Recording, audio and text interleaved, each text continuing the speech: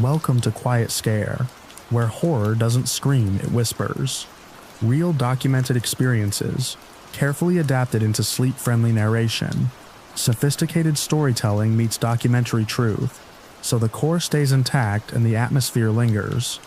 Quick note, please like and subscribe, and tap the bell for new episodes.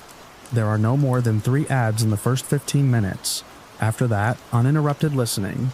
Curated accounts, elevated with literary craft for sophisticated listeners. Sleep well and dream dark.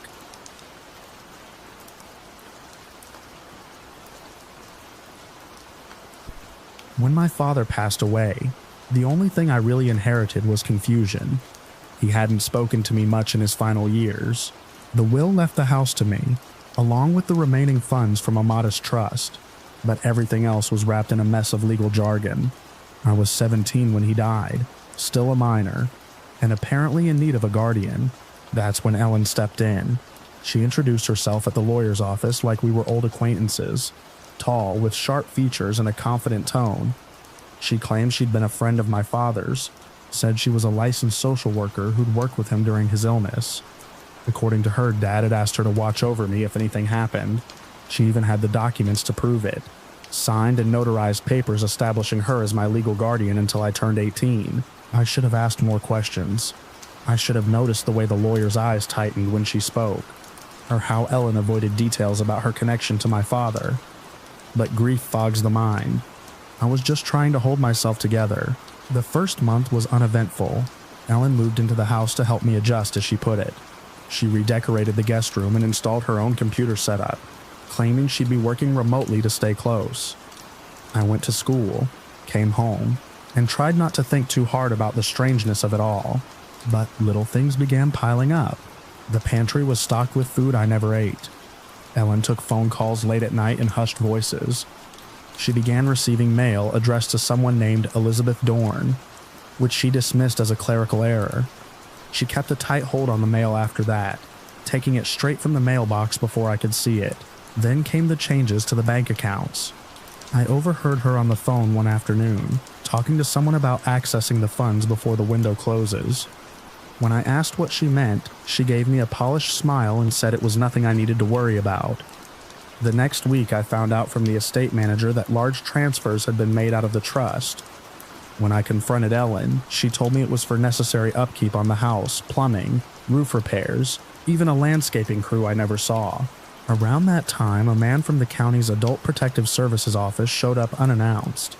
He asked if everything was okay at home, whether Ellen was treating me well, whether I felt safe. She smiled the entire time, her hand resting lightly on my shoulder like we were family. I told the investigator I was fine, because at that moment, I didn't know what else to say. But something about that visit shook her. That night, she installed a new security system. I thought it was just more cameras outside. I was wrong. About 2 weeks later, I found the first one tucked behind a stack of books in my room. A small black lens facing my bed. I froze. My throat went dry. The camera was wired, running behind the wall outlet. I traced it to the basement, where it fed into a small recording unit hidden behind some old boxes. I didn't say a word. Not then. Instead, I went to the school counselor and asked if I could speak to someone about legal emancipation. That flagged something.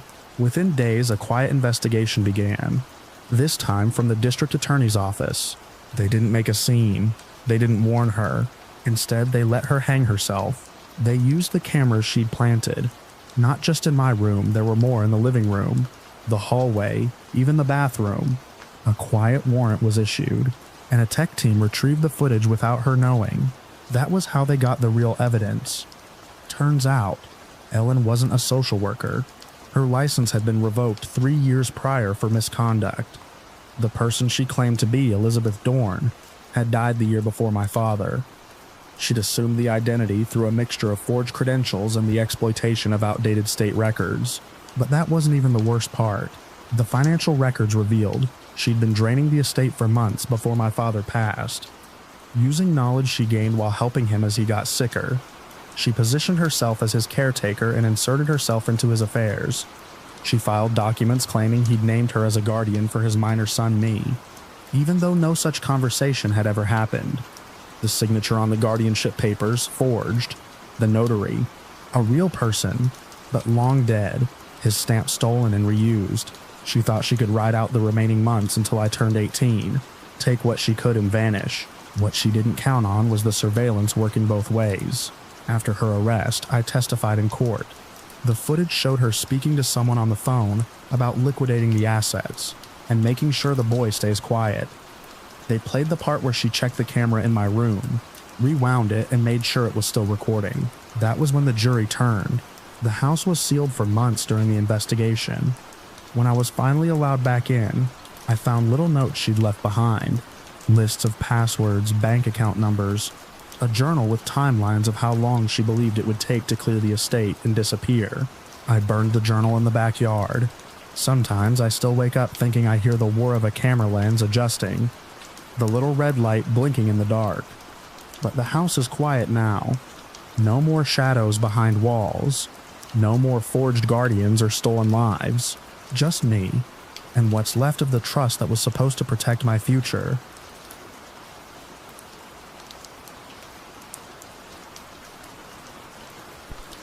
It was just after 2 a.m. when I got the call. I'd left my sister's house around midnight, routine Sunday visit. Roast chicken, reruns of old sitcoms. She liked structure, and I liked the quiet it brought. We were close like that. I didn't pick up the phone right away. It was from her number, but I figured she'd forgotten something, or wanted to check if I made it home.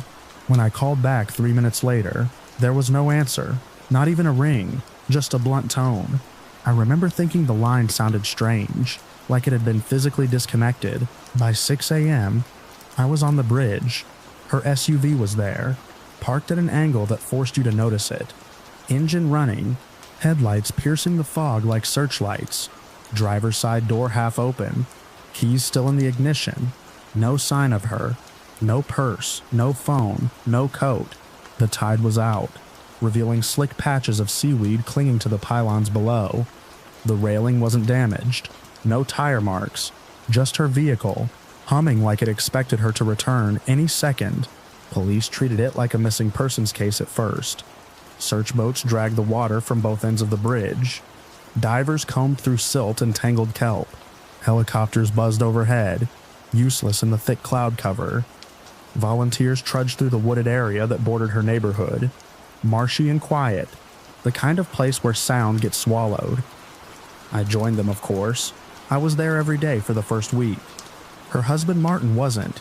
He gave interviews, sure, appeared on local news with red-rimmed eyes and hands clasped tight, but I didn't see him in the mud or under the trees.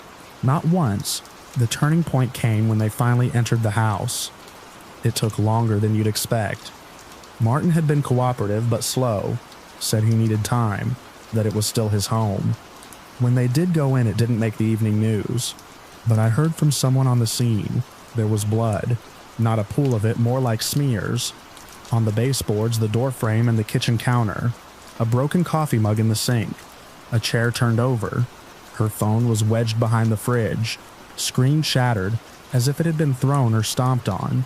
No signs of forced entry. No broken windows. The front door had been locked. The theory, if you want to call it that, was that she'd left the house voluntarily, gotten into her car, driven onto the bridge, and then what? Walked off the edge, met someone, disappeared into the water. There was no sign of a jump, no clothing left behind, no notes, no calls, no signs of planning. Her bank account hadn't been touched. No flights, no rentals, nothing that pointed to a life on the run. But then there was that house, that quiet kitchen with the broken mug and the blood, and Martin's calm, measured statements to the press. I stopped going to the search sites after the second week. The volunteers dwindled to a trickle. The case moved into the ongoing category, investigators still following leads but less and less visibly. Martin put the house on the market in October, moved out by November. Last I heard, he'd gone to Florida. No charges were filed. No body was ever found. Just a bridge, a vehicle, and the heavy quiet of questions that don't get answers. Sometimes I drive out to the bridge late at night. I don't park where she did. I can't. It feels wrong. but I watch the water. I think about that moment she called me, how close I came to answering, how maybe it would have changed something. Or maybe not. Maybe it was already too late by then. All I know is she never came home.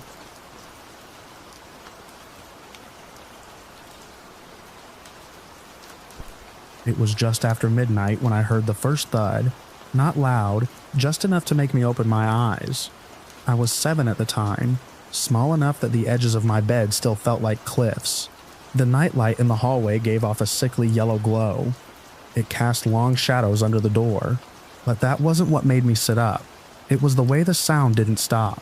Thud, thump, a muffled crash. I'd fallen asleep with my socks on, so I slid across the carpet and cracked the door open.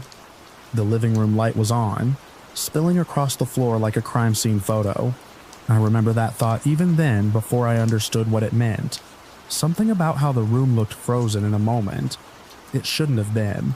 My parents were in the kitchen. My mom was backed against the fridge. My dad had his hand raised, his voice rising and falling in sharp bursts. I couldn't make out the words. It didn't matter. His face said enough. There was something in his eyes I'd never seen before. Not just anger. Something past that. Something determined. I didn't make a sound. I watched from behind the hallway wall as he stepped forward and shoved her. Her head hit the cabinet. A short, awful crack. She slumped. He just stood there, breathing like he'd run a mile. Then he dropped to one knee and started whispering to himself, fast and shaking. I didn't know it then, but I'd find the books later, spread out on the basement table, highlighted and underlined like he was studying for an exam. Forensic investigation techniques, post-mortem interval calculations, staging crime scenes, a practical approach. He carried her body out of the kitchen like someone moving furniture. No ceremony, no panic. I watched from the top of the stairs as he opened the garage door. The overhead light clicked on and showed the trunk already open. I didn't cry. Not then. I don't think I understood what I was seeing. I just crouched there until I heard the car back out. The sound of the engine swallowed by the night. It wasn't until the silence came back that I started shaking. I stayed hidden until morning. When the sun rose, I went into the kitchen. The floor was clean. Too clean. There was a faint smell of bleach. The sponge was still damp in the sink. He came home 2 hours later, his face tight and pale. Clothes changed. He walked in and kissed the top of my head like nothing had happened. She had an early shift, he said. Didn't want to wake you. That whole day. He kept checking his phone, jumping at the buzz. He never looked at me for more than a second.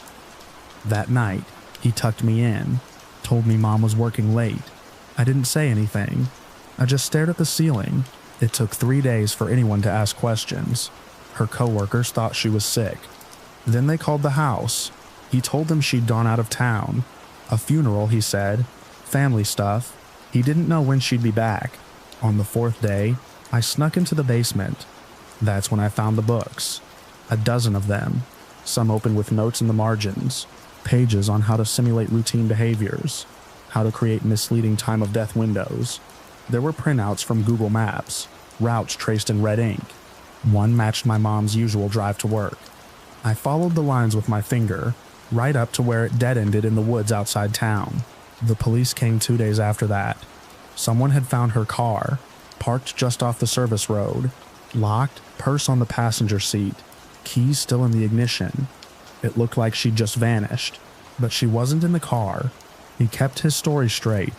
Said she left that morning like usual. Said she must have run off. Said they'd been fine. But they hadn't. What he didn't know, what gave him away, was that her phone had never left the house. It pinged off the home router for hours after he said she left. And his phone told the truth he didn't want to. GPS data showed him driving her exact route at 3:40 a.m., the day she disappeared, a time she never would have left for work. The officers asked questions. They checked the logs. They found traces in the garage. Minute amounts of blood under the trunk lining. Enough to get a match. Enough to make them look closer. I told them what I saw. Eventually. Not right away. I waited until I saw the fear in his eyes when they came back a second time. That's when I knew it was okay to speak. They arrested him that night. He never confessed. Still hasn't, says I imagined it, says I'm too young to remember right, but I do. I remember the sound her head made against the cabinet. I remember the way he whispered to himself in the kitchen, like he was rehearsing. I remember how the bleach smelled too sharp, how the trunk shut with a heavy, hollow sound. They never found her body, but they didn't need to.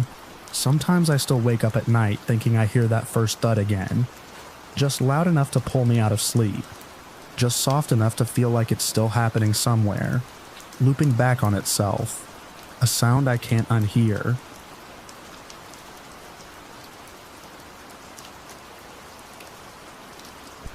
The envelope had been sitting on my desk for 3 days before I opened it. Tan, unmarked, except for my name and the seal of the bureau. I'd been pulled onto dozens of cold cases before, but this one felt different. The evidence inside dated back to 1989, over 3 decades old. A partial DNA sample recovered from the upholstery of a Chevy Caprice Classic. Blood, most likely. The case file said a young woman had been found dead in an alley off Kramer Street, strangled, her face beaten beyond recognition. No witnesses, no suspects. The case had gone dormant in '93. Now forensic genetic genealogy was giving it one last breath. I remember pulling the case folder open and getting hit with the smell of aged paper that had absorbed too many years of dust and air conditioning. The victim's name was Natalie Harmon, 23 years old, waitress at a downtown diner. The crime scene photos were black and white, grainy. Her hands were curled into claws, frozen that way. No sign of a struggle at her apartment, just her purse left on the bed. She never made it home. The car was the key. Back in '89, a witness claimed they saw a dark-colored sedan idling near the alley around the estimated time of death, but without plates or a clearer description. It didn't go anywhere. That Chevy, its make and model confirmed later from tire impressions left in a muddy patch, vanished, until 3 years ago when it was seized in a drug bust in Michigan. It had gone through multiple hands, sold 3 times under the radar, but the frame number led to a name, Kenneth Royce, registered in his name from teen7 to 90. When the lab retested the blood sample found beneath the back seat cushion, exposed only because a rodent chewed through the foam, it came back with enough markers to make a genealogical match, not to Kenneth directly, to his second cousin. We built the tree from there. I was assigned to make the final contact, confirm whether the sample from our scene matched Royce's known DNA. He had a minor record, DUI in '94, domestic disturbance in '01, nothing since. He lived in Dayton now, worked nights in a machine shop, quiet guy, no social media, no family left except a niece he rarely spoke to. When we knocked on his door with the warrant, he answered in slippers, didn't even ask why we were there. Inside, the place was stale and silent, blinds shut tight even at noon. I remember how he sat down in the recliner without being told. His arms rested on the vinyl like he'd already accepted something. "We found your car," I told him. He didn't flinch. I went on, told him about the DNA, the sample from the seat, told him about Natalie Harmon. He didn't ask who she was. He just stared past me at a water stain on the ceiling. We swabbed his cheek and left. I think we both knew what the results would say. The lab confirmed it 2 days later. His blood was on that seat. His skin cells were found on the strap of her purse, preserved in evidence all these years. And the kicker, his fingerprints had never been taken in '89, but a partial print on her shoe matched a record taken after his '94 DUI. We arrested him in the parking lot of the machine shop. He didn't say a word. Not to me, not to the other officers. He just held out his wrists. The trial took 6 months. Old witnesses were flown in, people who hadn't thought about Natalie in 30 years. One man cried on the stand, said she used to sing while pouring coffee, said she gave him a peppermint on Christmas Eve. Royce didn't testify. His lawyer argued contamination, bad memory, statute questions. But the evidence held. The jury took less than 2 hours. Guilty. I watched him being led away in cuffs, and I thought about that Chevy, how it sat in impound for years, rusting under a tarp, hiding answers no one knew were there. I thought about how the world had changed while that evidence sat in a box. waiting for technology to catch up. Natalie Harmon's sister was in the courtroom that day. She hugged me afterward, didn't say anything, just held on. I didn't know what to say back. Some nights I go back to that file. Not often. Just when the new ones feel too heavy. I look at her photo. The one taken at her birthday party, weeks before she died. She's laughing, holding a sparkler, wearing a paper crown. We caught a ghost because someone saved a seat cushion, because someone marked a sample, because a car sat still long enough to tell the truth. That's all it ever is, really. Time, and someone willing to listen.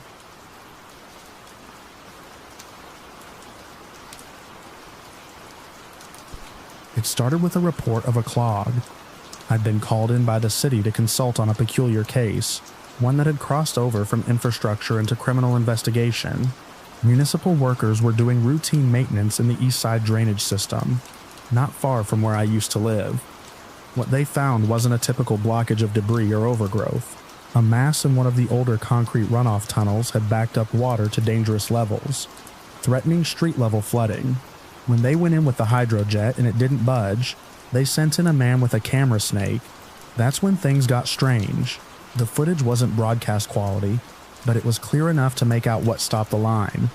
Part of a human leg, bloated and wedged between rusted rebar and concrete spall. They called it in. I was looped in because of my past work with the city on a similar infrastructure failure turned crime scene case 2 years prior. Most of the time it was rats, junk, or a collapsed tunnel. This time it was human remains.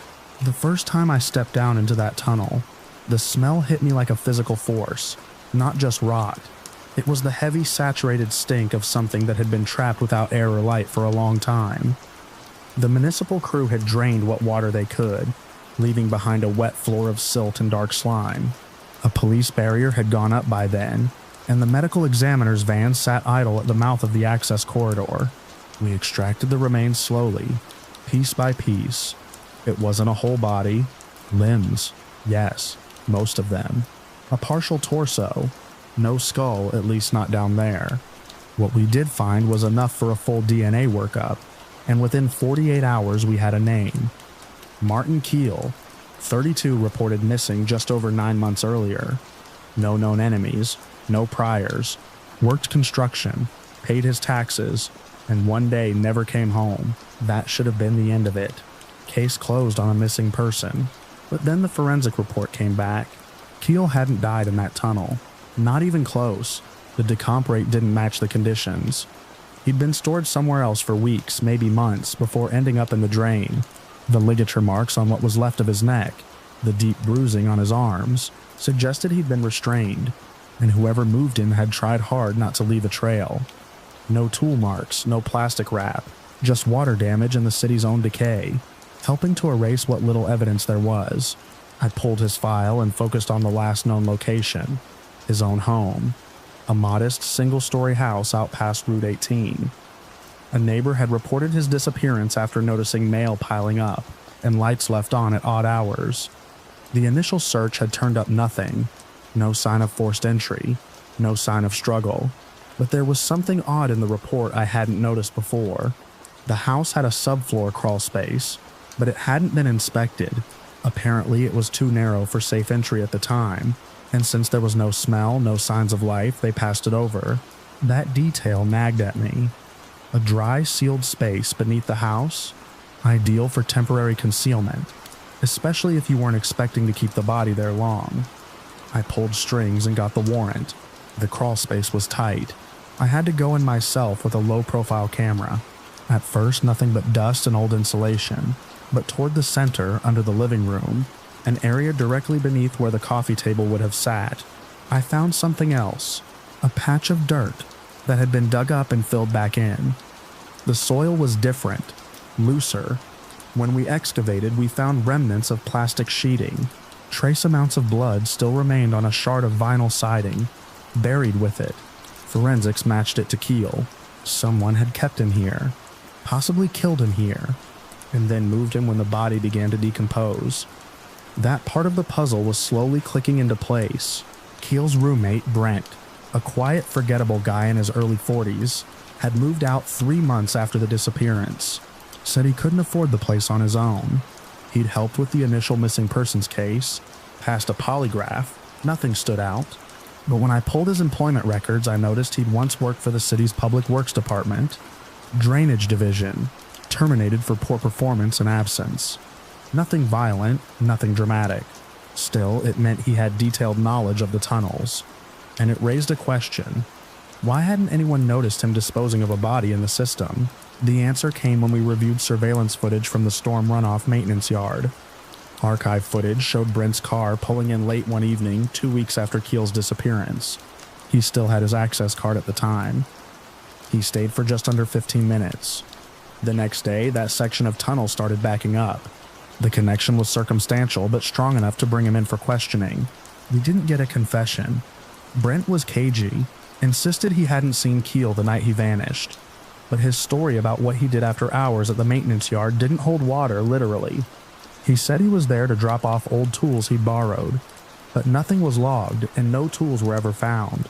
Without a confession, all we had was circumstantial. The DA wanted more. So I went back to the house, this time looking for anything Brent might have left behind. It was in the attic that I found the final piece. Tucked behind a panel of fiberglass insulation was a set of clothes. Brent's size, stained and sealed in a contractor bag. The blood was Keel's.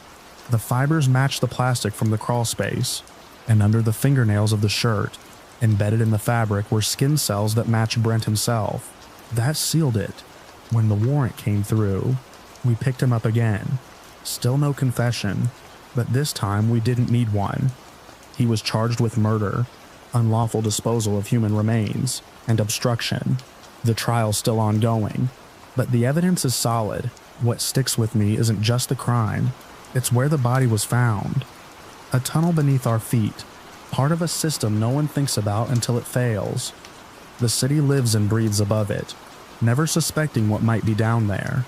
Koo's killer thought it was the perfect hiding place, forgotten, wet, and hard to access.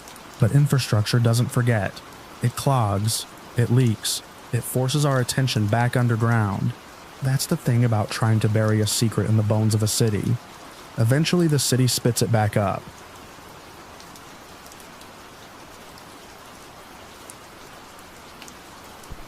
It started with a glance, or maybe it was longer than that, I don't know anymore. I was on the 9:18 p.m. train back from work, same route as always. My apartment's a 15-minute walk from the station, just past the corner bodega, and a little laundromat that's always half lit no matter the time. That night felt colder than usual, not freezing, but the kind of cold that wraps itself around you when you're tired and just want to get home. I remember thinking about leftovers and whether the heating would kick in on time. Nothing strange, not yet.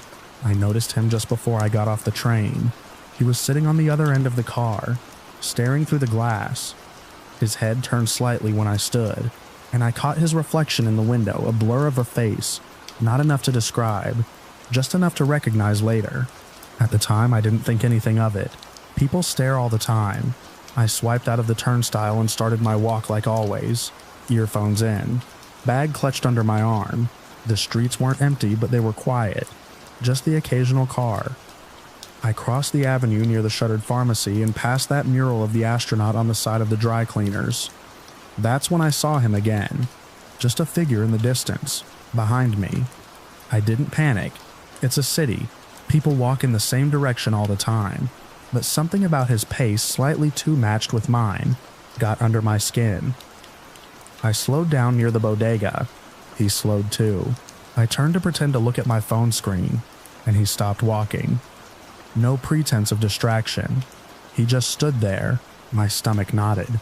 I turned right on Amherst, taking the longer way around just to test it. He followed. Not rushed, not subtle, just there. I ducked into the laundromat and stood near the vending machine. He passed without looking in. I waited, counted a minute or two, then doubled back, taking a side alley to avoid the main drag. I didn't see him again before I reached my building. My apartment's on the second floor of a converted house. The front door sticks if you don't lift the handle just right. I made it in, bolted it behind me, climbed the stairs, and locked my unit. Only then did I start to relax, telling myself I was being paranoid. Still, I checked every window. The bathroom one was cracked for ventilation, but the screen was still in. I closed it anyway. I double-checked the front lock, turned on the living room lamp, and collapsed onto the couch. I ate dinner standing up, microwaving the last of the curry. Around midnight, I dozed off on the couch with the TV humming. I must have been dreaming because I thought I heard a creak. Not loud, just one of those subtle floorboard sounds like weight shifting. I sat up. Everything was still. Too still. The kind of silence that doesn't match the quiet you expect. The TV had shut off on its timer. My mouth felt dry. Then I saw it. The faintest imprint, mud, or maybe just grime from the outside on the hardwood by the hallway. It didn't match my shoes. I hadn't been out since I came home. I froze.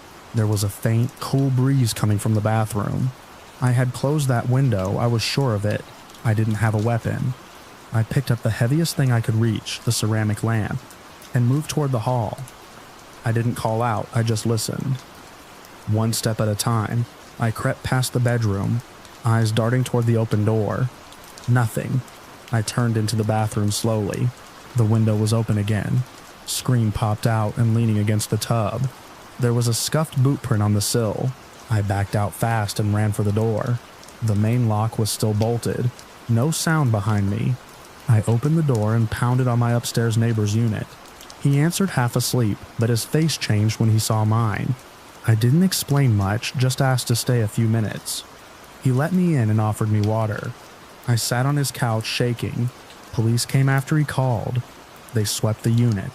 Nothing was stolen. No one was found. But they took photos of the print in the bathroom, the floor smudge, the window screen. They told me I'd done the right thing by leaving. They also said the window latch was worn, easy to pry. It didn't take much. Days passed. I stayed with a friend. I couldn't sleep in that apartment anymore. 2 weeks later, they called me in. Forensics had pulled a partial tread pattern from the sill. Distinctive sole, rare design. A match came back from a prior burglary attempt 2 towns over. Same MO suspect picked people who lived alone. Waited until they were back from work. Followed them. Got in through unsecured points. Always left by the time anyone knew. They caught him eventually on a separate charge. They linked him back through that boot print in my bathroom. That's how they knew it was real. That he'd actually been there watching me from the shadows of my own home. I moved out before the month was over. New place. 3rd floor. Double locks. Reinforced windows. But some nights I still wake up thinking I hear the creak of floorboards and feel a breeze on my skin that wasn't there before.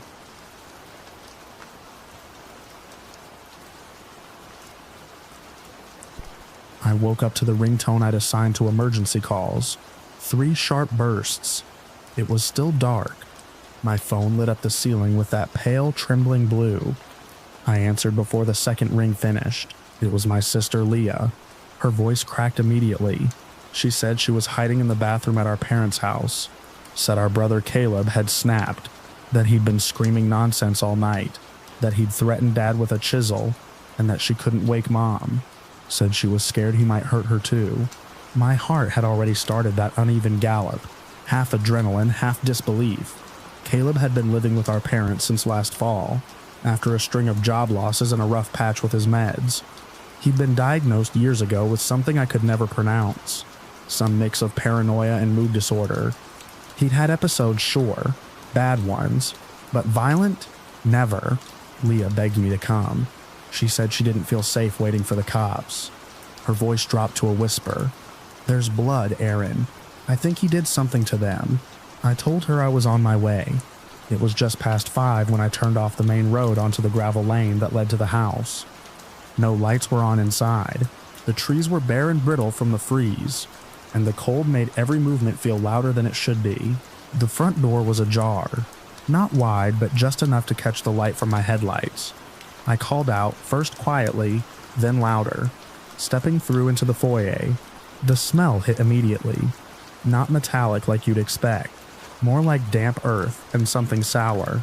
Something wrong. Leah met me in the hallway. She looked pale and shaky. Her clothes twisted like she'd dressed in a hurry. She didn't say much. just pointed upstairs and said she hadn't been able to go past the landing. I climbed alone. Each step forward felt like it pulled against something deep in my gut, like gravity was off. At the top of the stairs, I saw the first smear, a faint arc of something dark across the wall near the light switch. Further down, near the bedroom doors, it thickened. Dad was in their room. On his side of the bed, half covered by the blanket, the top of his head looked wrong, flattened or caved in, like it had been struck with something heavy and precise. Not a gun, not a bat, something narrower. Mom lay beside him, still tucked in, but her jaw hung loose, and there was no movement in her chest. I didn't touch anything. I backed out, trying to keep my steps light even though I knew it didn't matter anymore. I found Caleb's room next, empty. The window was open, frost coating the sill. His shoes were still by the bed. No sign of a struggle, just an empty bed, made too neatly. I turned to Leah. She was standing halfway up the stairs now, one hand gripping the banister. I asked if she'd seen him leave. She shook her head. He was here when I locked myself in the bathroom. I heard him yelling for a while. Then it went quiet. We waited for the police on the porch, wrapped in blankets from the hall closet. She kept rubbing her arms. I kept watching the trees, half expecting Caleb to come stumbling out from them, barefoot and confused. The police arrived just after dawn. One of them, a local deputy I vaguely recognized, ushered us into his cruiser while the others went inside. An ambulance came too, but left without sirens. By mid-morning, I was sitting in a small room at the station, giving my statement. They told me they'd found a tool in the garage, a long, slender chisel with a weighted handle. Cleaned, but not well enough. Traces of blood and hair. I said nothing for a long while. They asked about Caleb, about his past, his meds.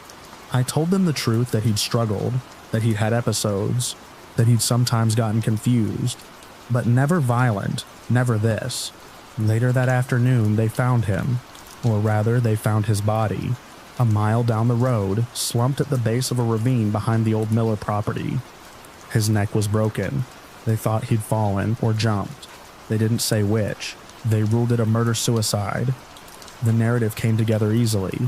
Caleb, in a state of psychosis, killed our parents with a tool from Dad's workshop. Leah caught him, locked herself in the bathroom. He fled, then either fell or ended his life. I tried to believe it. God knows it was easier. But then things didn't sit right. I started noticing them in the days that followed. As we prepared for the funeral, Leah insisted on handling the arrangements. She even moved into the house for a while to sort through Mom's things. She didn't seem shaken. Not really. I chalked it up to shock, or the way some people cope. Detached, methodical. But there were moments, little slips, like how she remembered details I hadn't told her, or how she mentioned Dad arguing with her about the estate just a few weeks prior. A conversation she hadn't brought up the morning of the murders. Then there was the inheritance. We weren't rich, but the house and land were worth more than I thought. A sizable amount, divided 3 ways, or 2 now. I asked her once if she really thought Caleb was capable of it. She paused, then said something I'll never forget. He wasn't before, but lately he'd been slipping. He talked to himself a lot, thought people were spying on him. It sounded rehearsed. I went back to the house alone one evening, needing closure. The police had finished their investigation. Everything was returned to normal, or what passed for it. In the garage, I noticed something odd. The tool bench had been rearranged. The chisels were lined up in a neat row, except for one slot near the end, which was empty. I looked closer. The dust pattern was off, like something had been removed, used, and replaced after a while. Just not perfectly, but the chisel they found hadn't been in the house. It had been left in the woodshed behind a pile of boards. Why put it there? Why not throw it away? Unless someone wanted it found, wanted it to look like a hasty attempt to hide it. But not too well. I didn't say anything. Not then. Not when Leah sold the house and moved to Arizona. Not when the case quietly closed. But I think about it. The way her voice trembled that morning, but never broke. The way she made sure to mention Caleb's condition, his episodes, before I'd seen anything for myself, and the fact that she never once cried for either of them. I tell myself I don't know for sure that maybe it really happened the way they said, but when I close my eyes, I see the scene again, the careful precision, the way both our parents lay so still, and how calm Leah looked standing on the stairs, framed by the pale light from the window.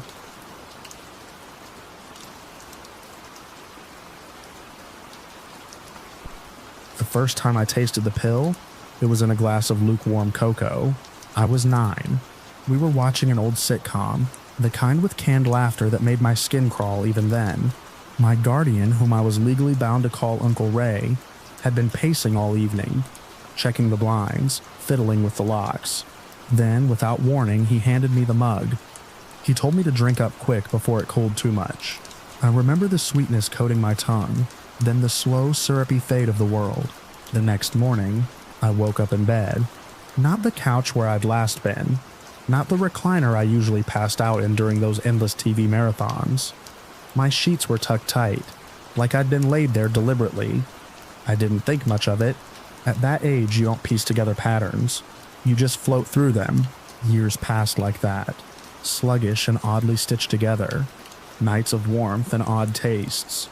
Then yawning mornings filled with vague dreams and Ray's persistent gentle questions. How'd you sleep? Any nightmares? Good, good. Now go get dressed. We're late for school. He wasn't a screamer. That was the trick. He didn't throw things or hit. That would have been too obvious. Ray was soft-spoken, all slow smiles and warm meals, but there was something in the way he hovered that made everything feel off-kilter. Too much attention at the wrong times. Too little when I needed it. When I cried, he'd sit with me for hours. When I was sick, he took notes like a nurse. But when I asked about my parents, where they'd gone, why no one ever called, he'd change the subject. His partner Melody showed up when I was 11. She came and went like weather, bright and talkative one day, quiet and edgy the next. She worked nights, or so she said, and had a laugh that never reached her eyes. She and Ray had odd chemistry, no affection, no arguments. They moved around each other like co-workers forced to share a cubicle. Sometimes when she wasn't looking, Ray would study her like he was calculating something. I never heard her raise her voice. Then one spring, she was gone. No goodbye, no bags, no car in the driveway. Just an empty chair and Ray whistling while he cooked. He said she left to sort herself out, that she wasn't healthy, that it was better this way. I nodded. What else could I do? I didn't think about her again until years later, when the police came. It was early evening. I was 15. Microwaving leftovers. I heard the knock, then Ray's voice, calm and neutral. The door opened and something shifted. 2 officers stepped in, one in uniform, one in plain clothes. I couldn't hear everything, just muffled tones until one of them asked, clearly, "Is the child here?" Ray's face didn't change. He called me over like we were heading out to dinner. I walked toward the front room, cold sweat under my arms, spoon still in my hand. The plainclothes officer looked at me like she already knew me. She didn't smile. What followed was a blur of car rides, interviews, and fluorescent-lit rooms. They fed me McDonald's and asked questions gently, like trying not to spook a wild animal. I kept waiting for them to say it was a mistake, that Ray would show up any minute, confused and hurt, but he didn't. Instead, I ended up in a beige foster home, the kind that smelled like mop water and old pizza. The couple there, Carol and Dean, gave me space. They didn't push, not at first, but the questions came eventually. Did Ray ever hurt me? Did I remember Melody? Did I ever wake up feeling sick? I said no, mostly, not because I was hiding anything, but because I genuinely didn't know what they meant. It wasn't until a week later, when I was folding laundry, that the memories started to come in flashes. Not scenes, exactly.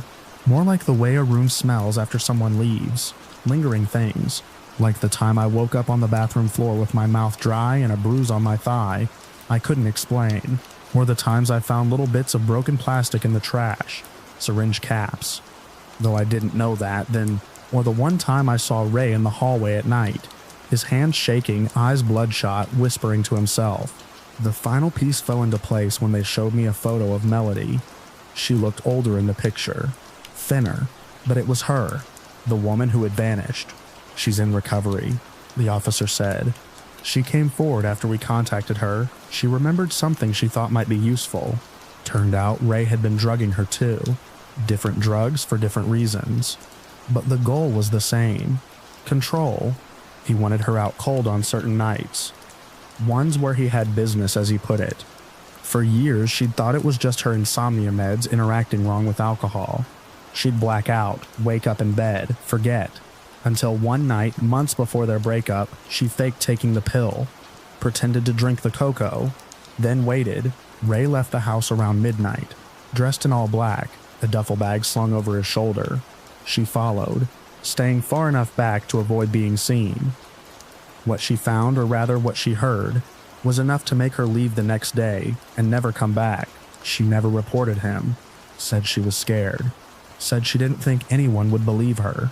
But when the police reached out after someone filed a tip about a missing person tied to Ray's name, she cracked. She told them everything, that she'd been drugged, that Ray kept a locked box in the attic, that he used her for cover when he needed to disappear. The forensics team found the box, hidden behind insulation. Inside were USB drives, old phones, clippings from newspapers, even hair braided and bound with red thread. And in the laundry room beneath the washer, they found the pills, crushed and mixed into cocoa powder. A forensic tech said they almost missed it, that it looked like old dust until they tested it. Ray's arrest made local news for a day. Guardian arrested in coercion case, the headline read. But there were no lurid details, no mugshots, just a bland photo of the house, and a promise that the minor is now safe. It took me another 6 months to speak up, not because I was afraid, but because I didn't know what to say. How do you explain that your memories don't feel like your own, that your whole life feels secondhand? When I finally told Carol, I expected disbelief. Instead, she held my hand, let me talk. Piece by piece it came out. The cocoa, the weird bruises, the gaps in time, and the way Ray always asked if I'd had bad dreams, like he was keeping track of something. They documented everything. A caseworker helped me write it all down, in my own words. The district attorney read it twice. Then the charges piled on, not just for what he did to me, but to Melody, and to at least one other woman, never identified, but whose belongings were found in that box. I don't know where Ray is now. Prison, probably. Or awaiting trial in some holding facility. Doesn't matter. What matters is that I'm out. That I remember. That the fog is lifting, even if slowly. Sometimes I still wake up with a bitter taste in my mouth. Phantom cocoa and that metallic tang of fear. But then I hear birds outside, and I know I'm not there anymore. Not in that house. Not under his thumb. Not in the dream he tried to keep me trapped inside.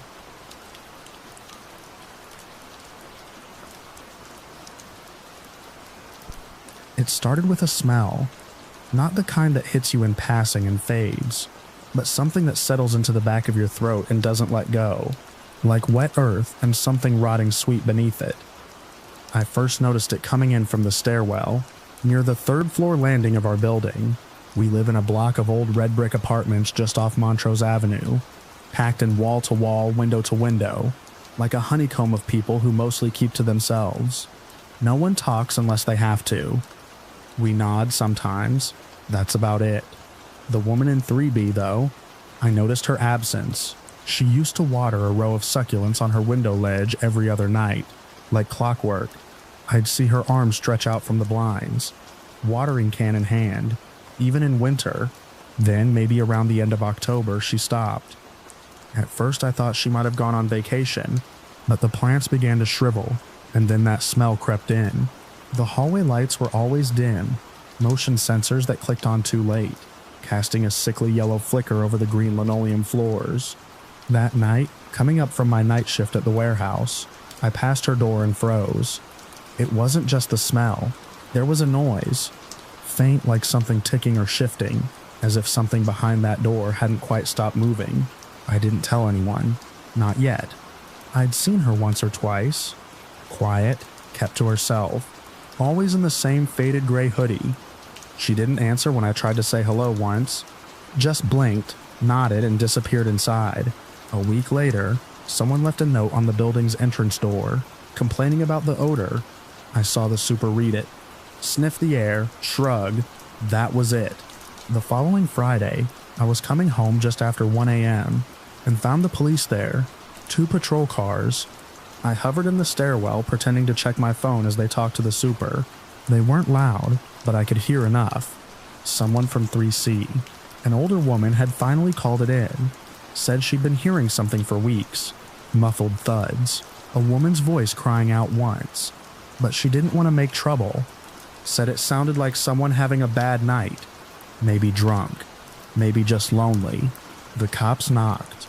No answer. The door wasn't even locked. The building went quiet. I stayed up, watching from behind my blinds. Saw them carry something down, wrapped in black plastic like it didn't weigh anything at all. It wasn't until the next day that we got the real details. The body had been found curled behind the wall in the back of the closet.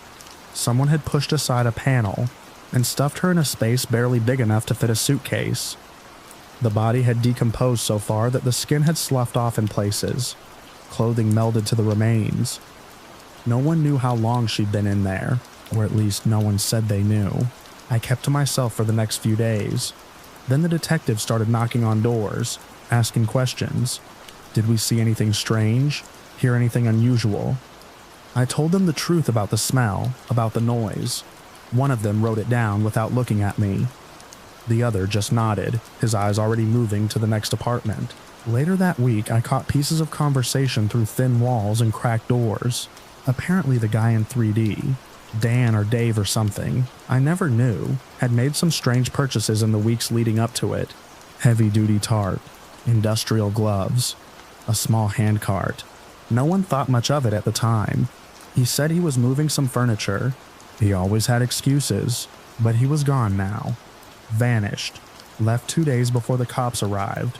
No forwarding address, just cleared out. The woman in 3B's name was Lisa. The medical examiner's report never made the news. But the rumors trickled down. Advanced decomposition, signs of blunt force trauma, no defensive wounds. She may have been unconscious before she died. No one could say exactly when it happened, only that by the time anyone acted, it was too late.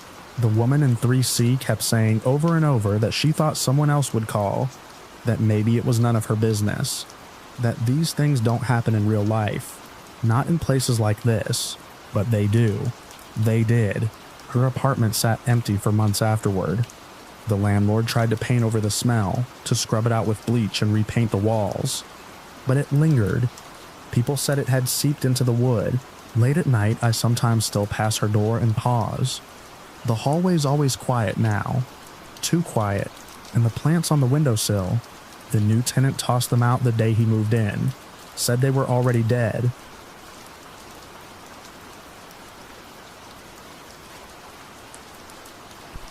The first message came in at 8:12 p.m., right after I finished logging evidence from a separate missing persons case. It was from Amanda Grayson's phone, just a quick text to her roommate. Running late, be home soon. Nothing unusual, except for one thing. Amanda had been reported missing 2 days earlier. We'd been circling her disappearance since Monday. A junior at the university, no known history of running off. A tight social group, steady part-time job. She vanished on a walk home from class, her phone last pinging near Jefferson Park at dusk. That same night, her roommate noticed she never came through the door.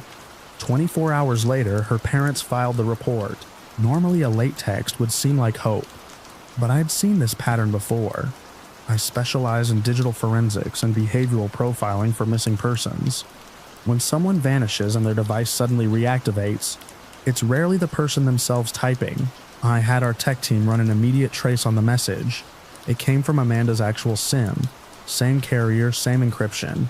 Nothing spoofed. The signal bounced off a tower not far from the original disappearance site, just north of Jefferson Park, but the device had been offline for nearly 40 hours before that message came through. That's what caught my attention. We pulled public surveillance from that sector for a 2-hour window around the message. There wasn't much, just 2 mounted cameras covering the park's south entrance, and a newer one aimed at the jogging path. Reviewing the footage, I spotted something that hit like a gut punch. At exactly 8:09 p.m., 3 minutes before the text was sent, a figure walked into frame on the north side. Hood up, jeans, backpack slung low. Hard to make out facial features, but the stride was wrong for Amanda. Heavier, more deliberate, the person moved past the bench where Amanda's signal last pinged 2 nights earlier. Then, for 19 seconds they stopped, pulled something from the backpack and seemed to type. At 8:12, they left frame. The metadata confirmed it. Amanda's phone had geotagged the message from that exact spot. It wasn't her. It was someone using her device, probably trying to make it look like she was still alive and moving around. That deception backfired. I filed an immediate request for a high-resolution forensic breakdown. Meanwhile, I had a second issue to work. Over the last 9 months, there had been 3 other disappearances within 15 miles. Same profile. Young women, early 20s, last seen in or near public parks, always in the evening. Each case stalled after initial searches turned up nothing. No bodies, no suspects, no digital leads. Until now, Amanda's phone became the thread we needed. Using the time-stamped geolocation, we tracked prior signal patterns. That led us to a narrow corridor of shared traffic between the parks. There was only one intersection common to all, a quiet residential block off Langdon Street, 3 blocks from a disused community center. By Thursday evening, I was standing outside a narrow garage attached to a brown 2-story home. It was tucked into the corner lot, windows painted over. The property was registered to a Michael Wren, a name that didn't flag anything violent, but the electricity bill showed heavy evening usage in the garage alone. We secured a warrant by midnight. The interior was worse than I expected. Clinical lighting, rubber floor mats, blackout curtains over a single glass block window, shelves lined with phones, SIM cards, and several plastic bins labeled with dates and initials. In the back corner, a metal table with straps still fastened to the sides, and in the far wall what looked like an old upright freezer, bolted shut. We didn't open it until forensics arrived. By morning, the preliminary analysis already confirmed. The garage held traces of biological material from at least 3 individuals. Blood proteins, partial prints, and epithelial samples, all consistent with Amanda and 2 of the other missing women. DNA confirmation would take longer, but we already knew someone had used this garage as a holding site, possibly longer, probably regularly. Amanda's phone was found beneath a pile of rags near the freezer. It had been wiped, but not well enough. Our techs recovered fragments of draft messages, test runs, like running late, and on my way, timed and retimed as if practicing the exact moment to send the perfect lie. The suspect wasn't there when we arrived, but we had enough to circulate his image from the surveillance pole composite build. Clothing, walk style. That night we hit a break. A traffic cam spotted a man matching the build 20 minutes from the scene, walking along an industrial parkway near the bus station.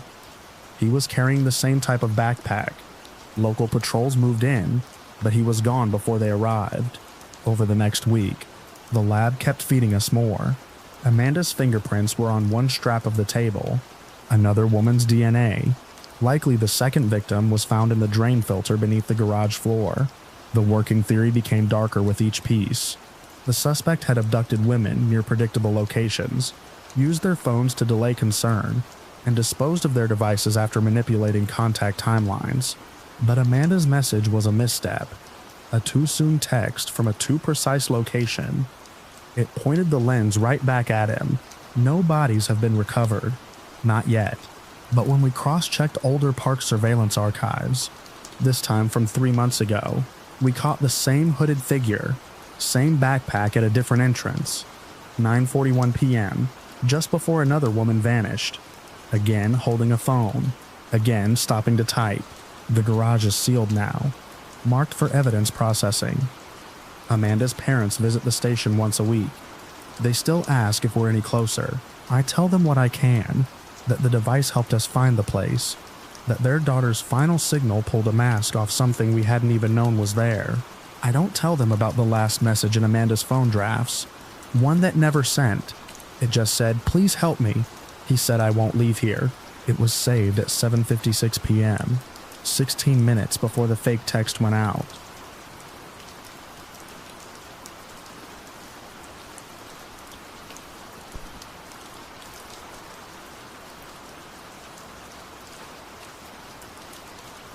I was the last person to see Claire before she vanished. It was a Saturday in early June. Clear skies, high sun. We were part of a local hiking group, nothing formal, just a bunch of us who met every other weekend and picked a new trail to explore. This time it was a series of backcountry paths that wound through old farmland on the edge of town. Most of the land had long been parceled out or abandoned, overgrown with switchgrass and fenced-in remnants of failed corn operations. But the area still drew us in. It felt isolated, almost untouched. We parked along the gravel road that bordered a wide stretch of fallow fields. Claire was in her usual high spirits, teasing me about always being the last to get my boots laced. She'd been wearing this awful neon orange backpack, bright as a road flare you could spot it half a mile away. That's why it hit me so hard when I turned around 10 minutes later and couldn't see her at all.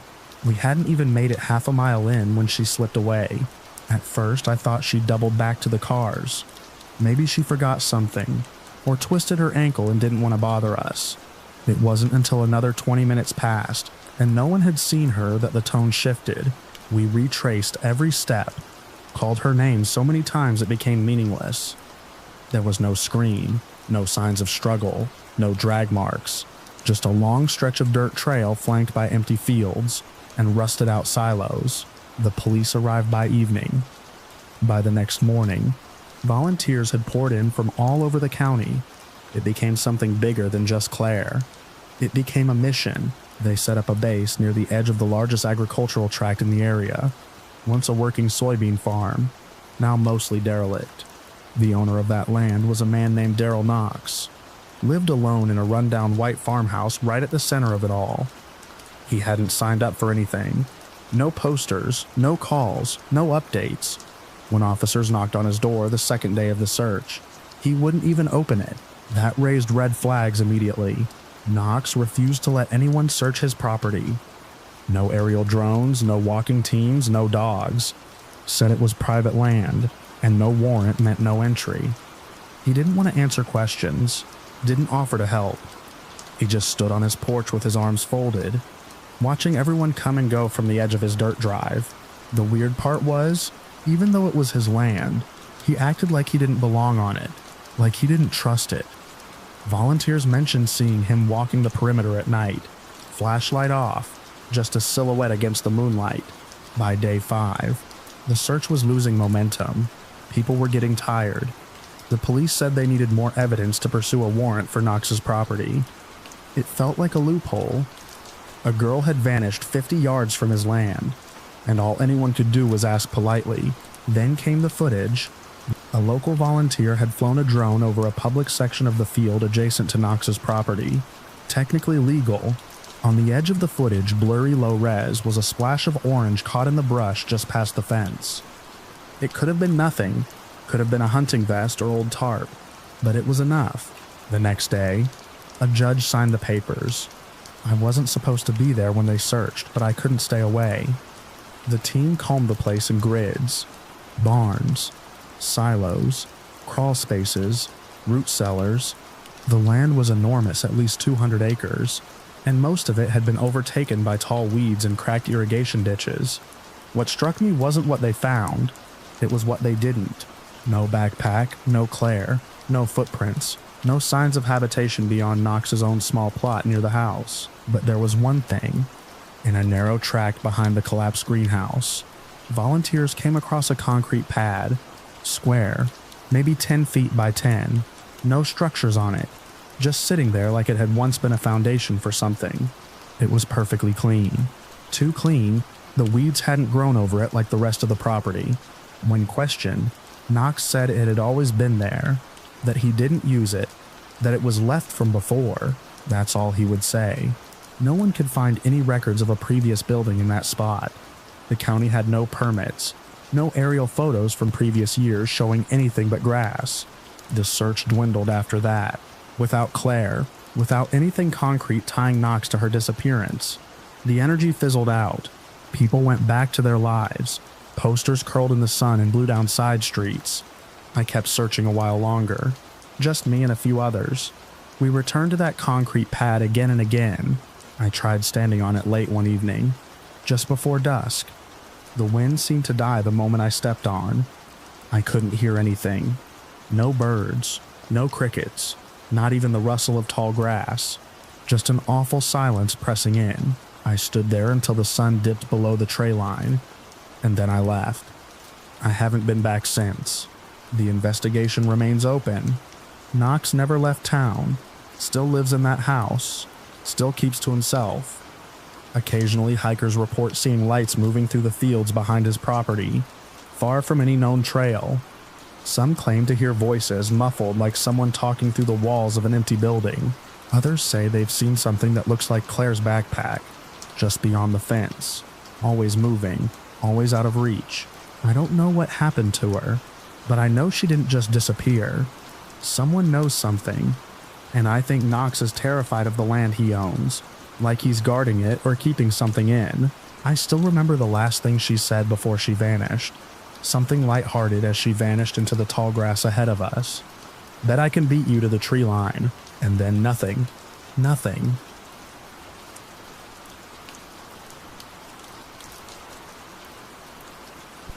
I pulled into the staff lot at exactly 2:31 p.m., wedging my car into the same corner space I always took.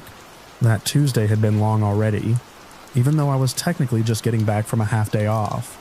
Dentist in the morning, then a rushed lunch, and a drive back to the office while fighting the kind of tension headache only drilling in traffic can create. I didn't expect anything except the usual paperwork, meetings, and maybe the broken coffee machine still hissing like it was haunted. I parked, grabbed my bag from the back seat, and entered through the east side door, our secondary entrance. Most people use the main lobby, but I liked the quiet of this side hallway. It exited right near the stairwell, which let me skip the elevator and head straight up to the third floor where our department worked. The hallway smelled faintly of copier toner and leftover fast food from the break room trash bin. Everything seemed normal, but something about the silence felt too complete. Halfway up the stairs, I heard a noise, a kind of dull, thudding impact. It wasn't loud, but it echoed oddly, like it came from the office itself. I paused, one foot on the top step, listening. Nothing. Then came another sound, much sharper, the unmistakable squeal of a heavy door hinge. When I pushed open the stairwell door into our corridor, I caught a glimpse of movement at the far end near the main entrance. Someone was sprinting out through the glass doors, their figure reflected in the polished tile. I didn't see their face, but I caught a flash of a dark hoodie and what might have been a baseball cap. The door hadn't even closed fully behind them when the echo of their steps vanished. My first thought was theft. Someone must have grabbed a laptop or something. But that theory died the second I stepped into the main office area. Everything was too still. Not just quiet, but wrong. Like the building itself was holding its breath. Then I saw Maya. She was crumpled on the carpet just past the copier station, half slumped against one of the supply cabinets. Her blazer was soaked through on one side. It took me a moment to understand what I was looking at. Why her blouse was stained. Why her eyes were open but glassy. Fixed not on me but on the ceiling tile above her. There was blood. Not a lot, but enough to know it was serious. A shallow pool had formed under her right shoulder, already beginning to seep into the rug. I dropped my bag and crossed to her. My hands hovered, unsure where to touch. There was a stapler lying nearby, broken open, but it wasn't the weapon. I could see that immediately. She had a deep gash across her scalp, and another, more ragged tear along her arm like she'd tried to shield herself. Her lips moved slightly. I knelt lower, heart pounding. "Maya," I said, unsure if she could hear me. "Hey, it's me, Alex. I'm here, okay?" Her eyes blinked once, slow. Then she gave a rasping breath that sounded like it scraped her throat on the way out. I didn't wait. I pulled out my phone and called 911, giving them our exact floor and room number while pressing my jacket sleeve against the worst of the bleeding. They told me help was en route. I think I told them someone had run. I must have, because dispatch asked for a description. All I could give was that flash of black hoodie. The door swinging shut behind them, a security officer from downstairs showed up before the paramedics. He looked like he hadn't been on his feet all day, but his eyes widened when he saw Maya. He radioed something in a clipped voice and told me to stay with her. I didn't move. I just kept pressure on her arm and tried not to cry. The paramedics came fast. So did the police. They took over, the EMTs stabilizing her enough to move while the officers began asking questions. I gave them everything I had, which didn't feel like much. But then one of them found something. It was a lanyard, lying on the floor near the back hallway. Standard black, the kind we all use to hold our ID badges. Except this one still had a keycard clipped to it. One issued by the building, not a personal one. That meant it was temporary access, usually given to outside contractors, consultants, or guests who needed more than a day pass. The name printed on the card had been partially scratched, but it was legible enough. Jason K. One of the detectives lifted it carefully into an evidence bag, while another began checking the access logs. It didn't take long to match it with a visitor entry from earlier that day. The man had signed in at 11:03 a.m., listed as a vendor for facilities maintenance. None of us had seen him, and there was no record of him checking out. While the building went into lockdown mode, they pulled surveillance footage from the main lobby and halls. I wasn't shown the clips directly, but I overheard enough to know that the person fleeing the building matched the visitor's description. What chilled me most was something an officer muttered under his breath when reviewing the footage. He wasn't running when he entered, just walked right in, knew where he was going. Maya survived, somehow. She had a concussion, a shattered elbow, and a cracked cheekbone. The hospital kept her sedated the first day, but by the next she was awake enough to talk. I visited with one of the detectives, and she recounted what she could. She said she'd returned early from lunch, just like me.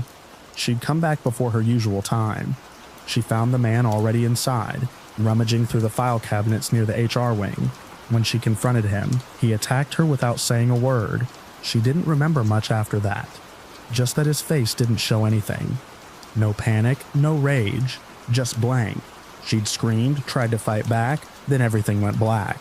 The police believed the attack had been a cover for something else. Maybe he was stealing documents, maybe planning something worse. But Maya's unexpected return had disrupted him. Then my arrival, minutes later, must have driven him to flee. That accidental timing, both of us returning off schedule, was what stopped it from getting worse. For weeks afterward, I found myself glancing toward the stairwell every time I entered the office. I kept thinking about how close we'd come to not finding her in time.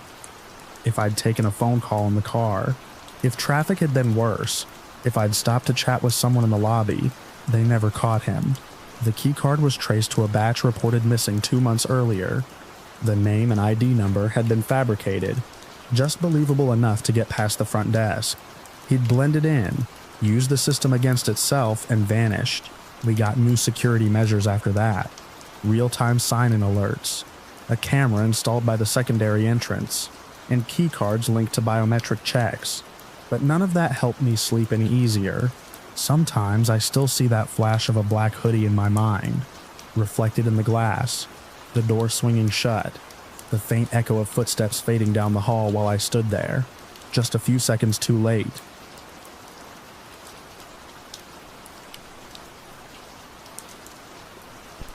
I woke up to the sound of glass.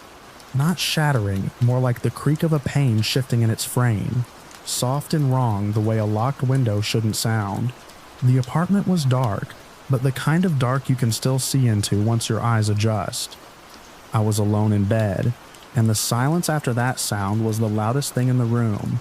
I didn't move at first. I lay there, every breath held, straining to hear the next noise. The building settles sometimes, but this wasn't that. This was inside. A floorboard creaked down the hall. One step, then another. I reached for my phone on the nightstand, but it wasn't there. My charger had been pulled loose, the cord hanging uselessly over the edge. I didn't remember doing that. Then came the shadow. A figure passed by my doorway. Fast. Just a flash of shape against the lighter hallway wall. My pulse kicked into something ugly. I slid out of bed, bare feet on cold wood, and moved toward the kitchen. I kept low, one hand brushing the edge of the wall. I didn't hear more footsteps, but I could feel the air had changed, heavier, like the room itself was breathing. When I reached the kitchen, I caught a glimpse of someone, tall, broad, hoodie up, standing at the sliding glass door, the one that opened to my third-floor balcony. That door was supposed to be locked. The man turned fast. I only remember his shoulders, square and tense. Then he was on me. The pain was instant, white and searing. I don't even remember falling, just hitting the floor with a thud that rattled my skull. He didn't speak. He didn't make a sound. The attack was brief, chaotic. Something metal slammed into my side. Blunt, not sharp. A kitchen utensil? A flashlight? I don't know. I fought back, or tried to. I think I grabbed at his sleeve, but he pulled away, and then he was gone. I lay on the floor, the tile cold against my cheek. Breathing hurt. Everything hurt. But the apartment was quiet again, silent except for the fridge humming and the dull throb in my ears. I crawled to the landline. I'd kept one installed, something my partner always teased me about. Old school, he'd say. That night, it might have saved my life. The paramedics came first, then the cops. I kept saying he was here over and over. They found me bruised and bleeding. Nothing fatal, but enough to look real. Deep contusions, a cracked rib, facial swelling. I told them about the figure, the door, the fight, but there was no sign of forced entry. Not on the balcony, not at the front door. No shattered glass, no pried locks. The sliding door was shut tight when they arrived. Locked. They checked the whole place. Nothing stolen. Nothing moved out of place except the chaos I'd left behind. And the blood, of course. They asked about my partner. I told them he was out. I hadn't seen him since the morning before. We'd argued something small, something stupid. I couldn't even remember. He'd left to cool off.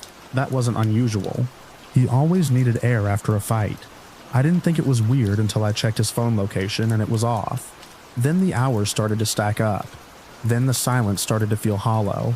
They found him the next day. Not far. In the woods behind the walking trail we used on weekends. Wrapped in a blue tarp like garbage. His neck broken. No fingerprints on the tarp, no hair, no fiber. Just his body, dumped like it didn't matter. When they told me, I think I stared too long. I didn't cry. Not at first. That's when the tone changed. They started asking more about that night, the timeline, what I remembered, whether I might have been dreaming, maybe. The sliding door. I said it had moved, creaked, but it wasn't open when they got there. They noted that my injury's defensive, sure, but inconsistent, like someone could have staged them, inflicted with hesitation. I told them again. There was a man in the apartment. I saw him. They asked if I'd ever hurt myself before, if there was stress in the relationship, if my partner had ever been unfaithful, if I'd been drinking. I hadn't. But my answers all felt like they hung in the air, too light to land.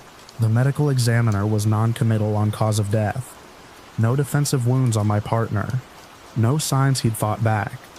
It looked like a drop. Sudden impact, severe trauma. Maybe pushed. Maybe not. Maybe something else entirely. The woods were damp. No footprints survived. Still, no evidence pointed to anyone else. They went over the apartment again, this time with more focus. I noticed they spent a long time in the bathroom, a long time near the washer. I hadn't cleaned anything, hadn't had time, but they still bagged the towels, the mat, a pair of gloves from under the sink. One officer, a younger guy with a tired face, asked if I had gardening tools. I said no. We didn't even have plants. They never arrested me, but the calls stopped being friendly. The detective's visits started to feel like interviews. The questions changed tone. Small things like when did you say you last saw him? Instead of can you help us understand? It's been 6 months. The case is technically open, but nothing's moved in weeks. The press stopped calling. I still live in the apartment, alone now. I fixed the lock on the sliding door, not that it matters. The balcony's 3 stories up. The only way in would have been through the front. Sometimes I think I hear the creak again. That same wrong sound. just before everything changed. But every time I check, there's nothing there. No footprints, no signs of entry, just the echo of that night, stuck somewhere in the walls. Maybe the door never moved. Maybe I never saw anyone at all. Maybe it was just me, just the fight, the fear, the silence afterward. Maybe something snapped, but I still remember the weight of him, the force, the pain, and when I reach back to that moment, really reach, I remember the last thing I saw before the world turned black. Not the man's face, not his hands, just the sleeve. It was my partner's hoodie, the one he always wore to bed.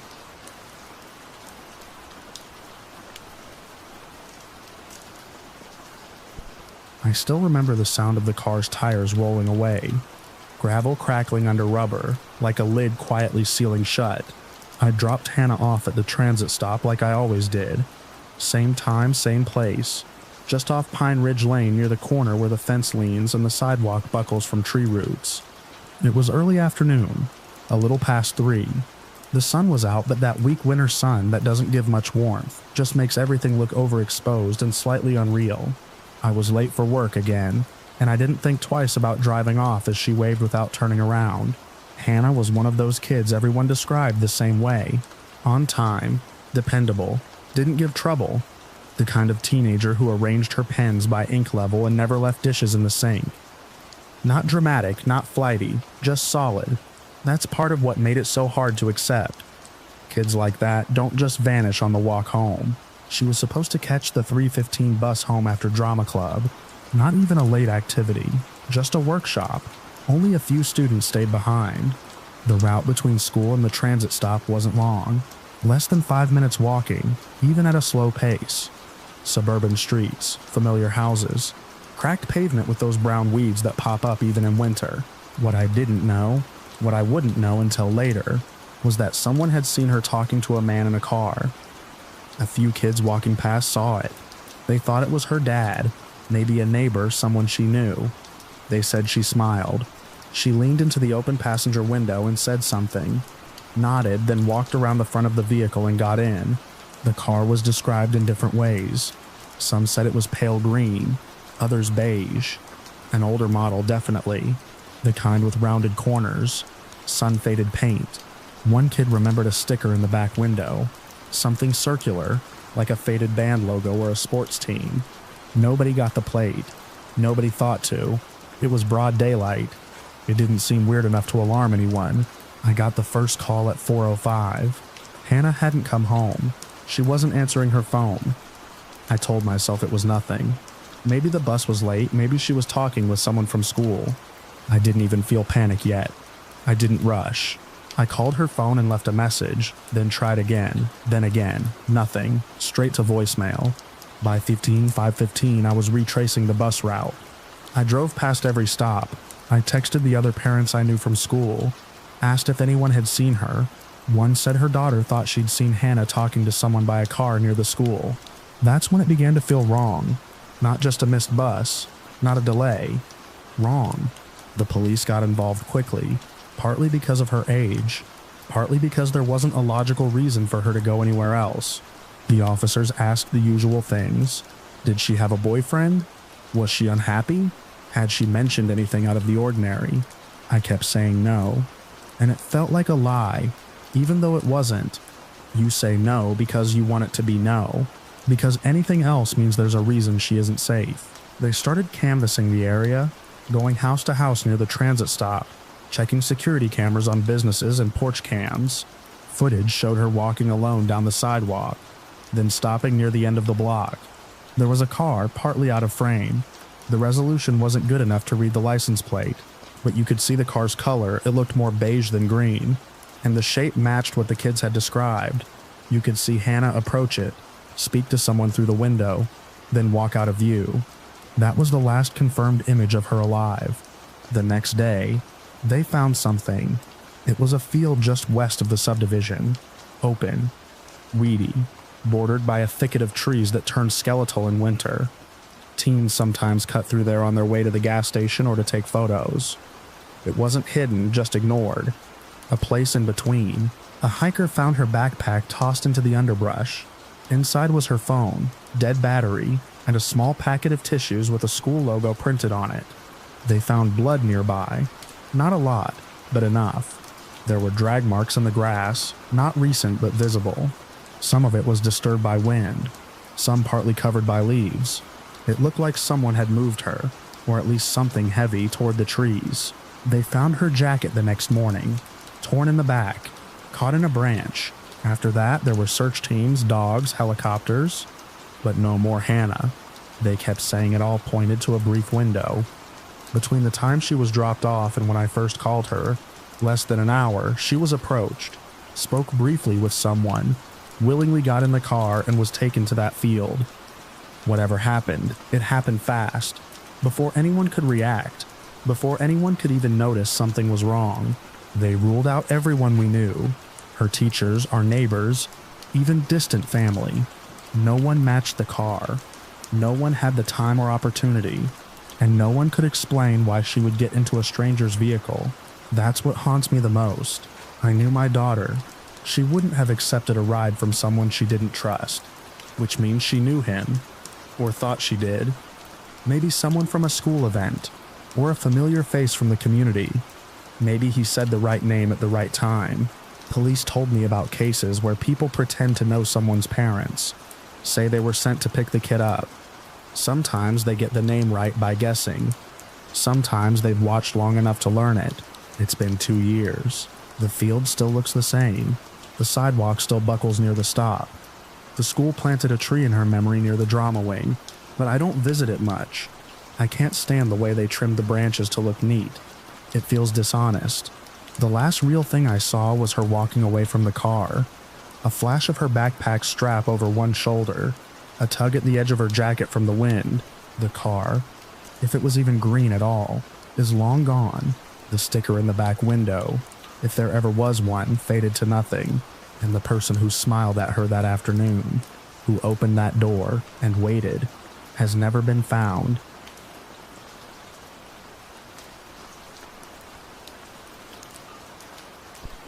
The first thing I noticed was the silence. It wasn't the peaceful kind you get before dawn. It was oppressive, like the world itself had stopped breathing.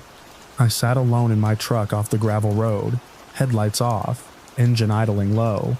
The red and blue pulses of the cruisers down the lane barely reached me. I'd parked back behind the tray line, per instruction. They didn't want any lights near the house until they knew what they were walking into. The call came in, around 3:30. A man's voice, tight, panicked, said shots were fired inside a house about 6 miles out from town. Said his family was being killed. But when dispatch traced the call, it hadn't come from the house. It came from a cell tower 30 miles away. Still, it matched a name on the deed. The oldest son, foster kid, went by Darren. I was on shift and had responded to plenty of domestic calls, even a few bad ones, but this one was different. The voice hadn't sounded like a man watching his family die. It sounded rehearsed, hollow. By the time Tactical rolled up, the sky was just starting to lighten with that sickly gray you get before real morning. Fog hung over the farmland like gauze, and the house, an old 2-story wood frame with flaking paint, looked frozen in time. No movement, no signs of life. They moved in silently, methodically. I stayed on comms. It didn't take long. One officer came out minutes later, helmet off, eyes wide and bloodshot. I didn't have to ask. Inside, they found 5 bodies, all shot. Different rooms, no forced entry, no defensive wounds. The father in his recliner, mother in the kitchen doorway, a younger sister 12 or so in her bed, a brother maybe 17, slumped near the back door like he'd tried to run. The last was a toddler, still in a crib. We kept the scene sealed. The place smelled of copper and damp wood. I didn't go in, but I saw enough through the windows. Clean shots, center mass, no struggle. Whoever did it knew the layout, knew where people would be. It wasn't rage. It was planned. Back at the station, we brought in Darren. He'd called it in, said he was on a break from a road trip upstate when he got a call from his younger brother. Said the boy whispered that someone was in the house, that shots were being fired. Then the line went dead. Darren claimed he tried calling back. then dialed 911. The phone records didn't support that. His phone had no outgoing calls to the house, just the one to emergency services. When pressed, he didn't get angry.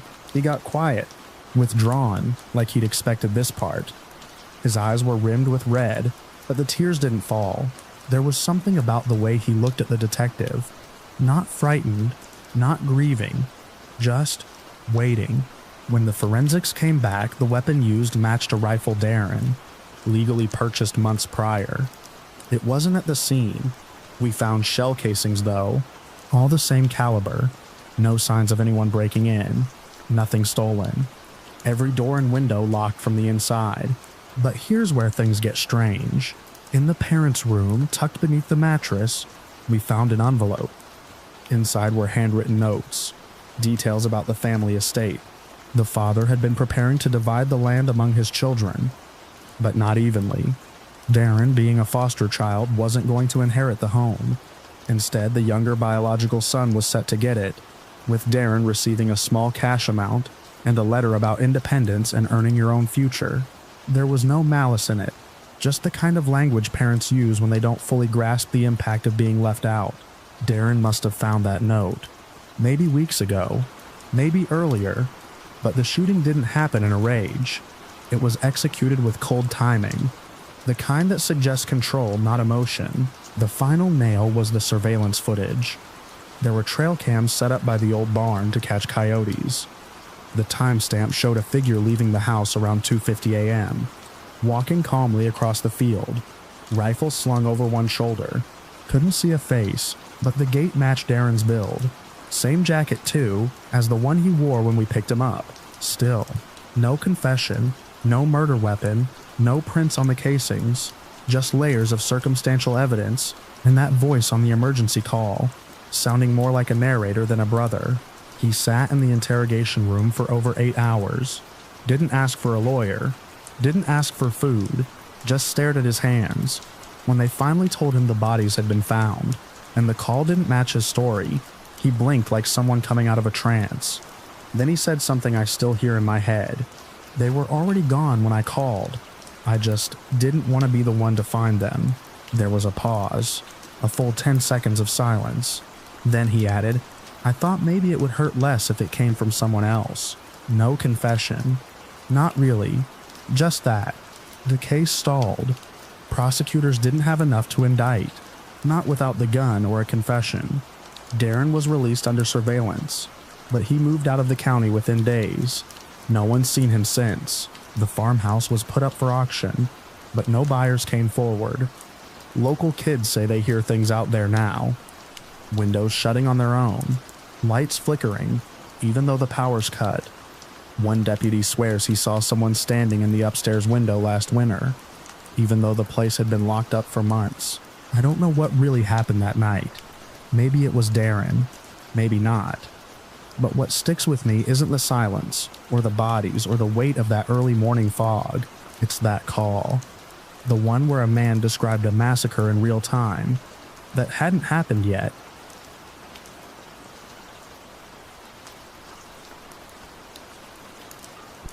I got the call just after lunch.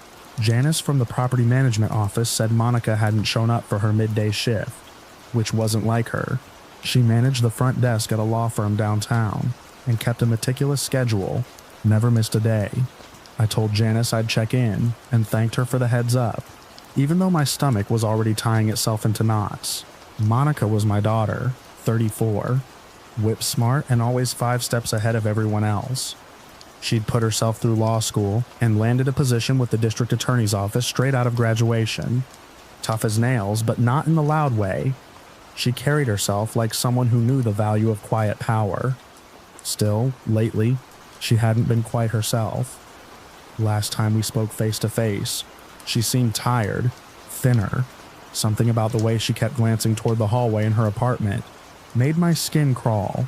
I'd asked her if everything was okay. She said yes, just busy, then changed the subject. But now, with her missing a shift for the first time in years, something felt off. I drove over. The building she lived in wasn't far from her office, a modest mid-rise with stucco walls and rust-colored balconies. Her car was gone. I buzzed her unit. No answer. I called her cell. Straight to voicemail. That's when I called my son Greg.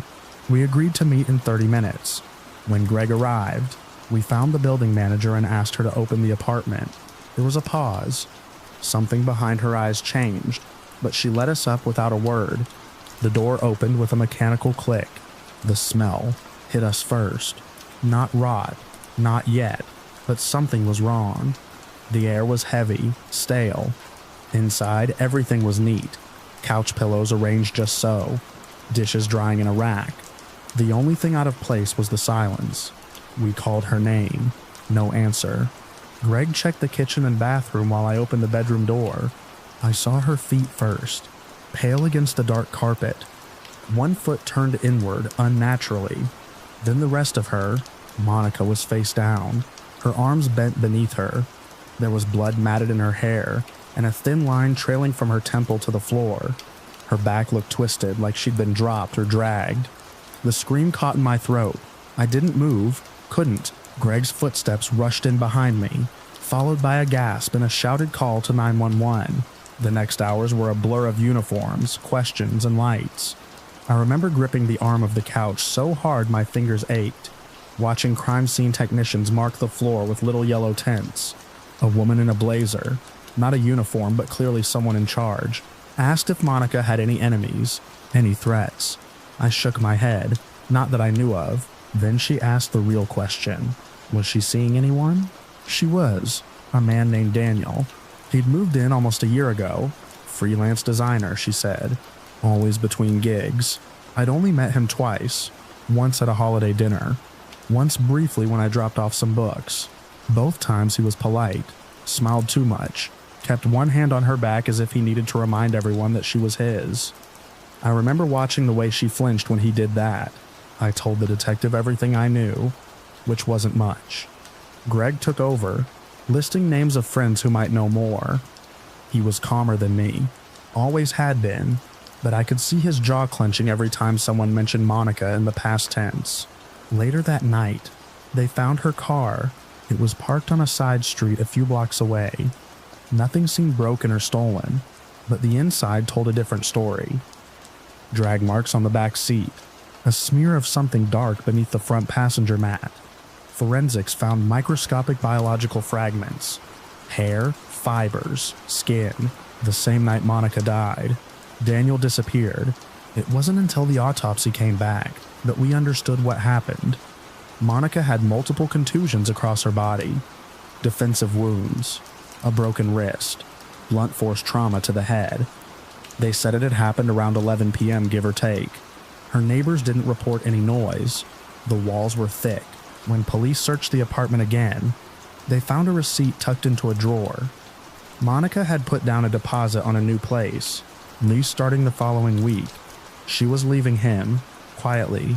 That seemed to be the trigger. A history unfolded over the following days. Quiet calls to the police that never became reports. Friends who noticed bruises but were told they were from clumsiness. A pattern. Financial dependence. Isolation. Control. She hadn't told us the worst of it. Maybe she thought she could handle it. Maybe she was scared we'd push too hard. After his name and photo went public, tips came in. None panned out. He was just gone. No credit card use, no phone activity, no social media footprint. Like he vanished into smoke. The last confirmed sighting was a grainy camera feed near a bus station. The investigation dragged on, then slowed, then stopped. Officially, they're still looking. But everyone knows the truth. They don't expect to find him. Monica's things were boxed and returned to us. Her work desk at the DA's office had a stack of case files she never got to finish. They held a small memorial. People said nice things. Someone read a letter she'd written years ago for a leadership seminar. It talked about integrity, about standing firm even when no one's watching. I keep that letter in my nightstand now. There's a picture of her on my mantle. One from law school, cap tilted, eyes sharp. Some days I sit and stare at it, wondering what she thought in those final moments. If she regretted waiting. If she knew we would have done anything to help. The apartment is empty now. Someone else lives there. The walls have been painted, the carpets replaced. but I still see her there, every time I close my eyes, curled on the bedroom floor, quiet as a whisper.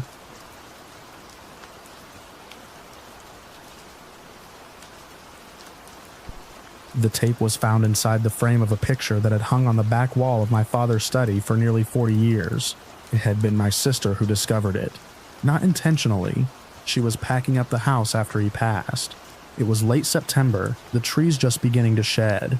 The kind of quiet, overcast afternoon that makes your skin feel thin. I was downstairs when she called out, no panic in her voice, just a kind of stillness, like she didn't want to disturb the air. We didn't play it right away. We weren't even sure what it was. Just an old mini cassette, the kind that went into handheld recorders in the 80s. No label, no case, but there was a tension in the way she held it that made me think she already suspected. And if I'm honest, maybe I did too. Dad had been a sheriff's deputy when the Caldwell girl disappeared in 1985. She was 15, vanished walking home from a friend's house 2 miles outside town. No one ever found her. Search teams combed every ditch and tree hollow across 5 square miles. Her face lived on milk cartons and local news specials for years. Then she faded, and time did its cruel work. But not for Dad. He carried the case like a rusted-out badge in his chest. Quiet but heavy. He never said as much. But we knew. He'd lost something in that search. Something more than a case. Maybe that's why he kept the picture. An old aerial photo of the woods north of Route 7. The last place she was reportedly seen. I bought a cassette adapter from a thrift store that afternoon. We didn't speak as I pressed play. The voice was unmistakably Dad's, but not the one I knew. It was thinner, breathier. A man narrating to no one. He was reading something, confessing. He spoke of a man named Ellis. I knew what he did, Dad said, and I let him walk. Said it so plainly I almost thought I'd misheard. Then he went on. Ellis was a fellow officer, not local state patrol. He'd been assigned temporarily during the investigation. Something about coordinating the broader search. Dad said he'd found Ellis's car parked near one of the side trails 3 days after Caldwell vanished. He went to talk to him. Found him pacing near a ravine, eyes red. There was blood on the back seat, Dad said, and he looked me in the eye and said I didn't mean to. She hit her head. Then, silence. The sound of wind. Maybe. A shuffle. Then Dad's voice again. Quieter. I believed him. I wanted to believe him. He was scared, and I was tired. 36 hours with no sleep, watching that family cry on the news every night. I wanted it to be over. He said he told Ellis to leave, not to come back. Said he took the car, cleaned it himself, tossed the stained seat covers into a burn pile, and never spoke of it again. But she's still out there, he said, somewhere near that trail. I know it. I never looked right. I followed the grid, I followed orders, I never looked where he was. My sister covered her mouth. I let the tape run until it clicked off. Then I rewound it and played it again. We sat in the living room that night, the tape between us like a lit candle. The next morning, I called the county, told them who I was, told them I had something they needed to hear. A detective named Rooker met me 2 days later. I gave him the tape. His face didn't change much, but I could see the breath catch behind his eyes. He asked to keep it. 2 weeks passed. Then a call. They were reopening the Caldwell case. Turns out Ellis had died in 2007. A car accident in Oregon. No family, no estate. He'd disappeared into anonymity.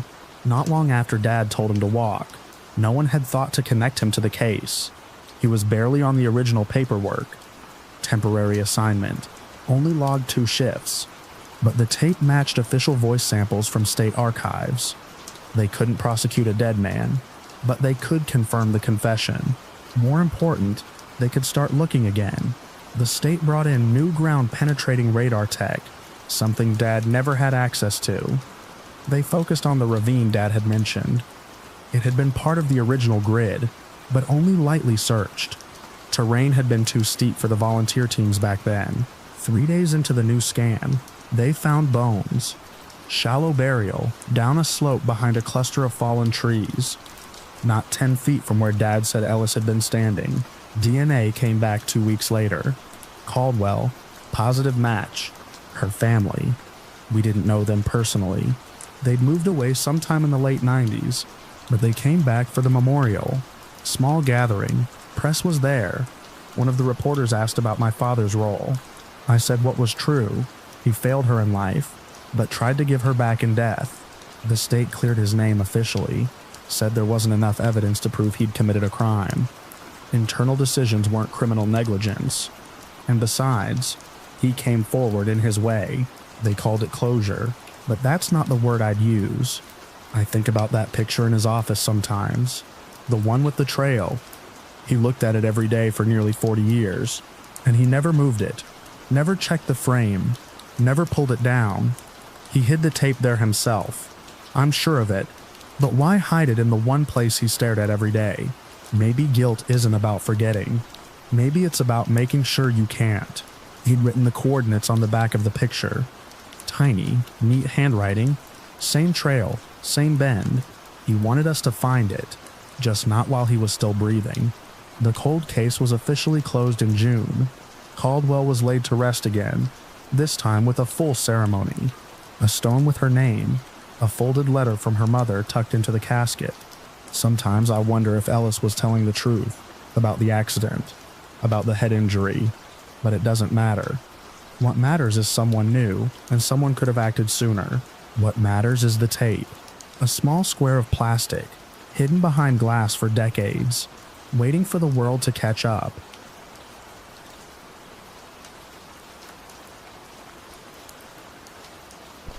I hadn't planned to have company that afternoon.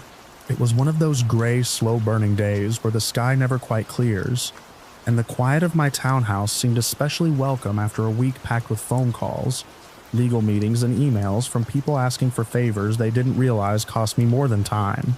I'd just made myself a cup of tea, something herbal, forgettable, when I heard the knock at the door.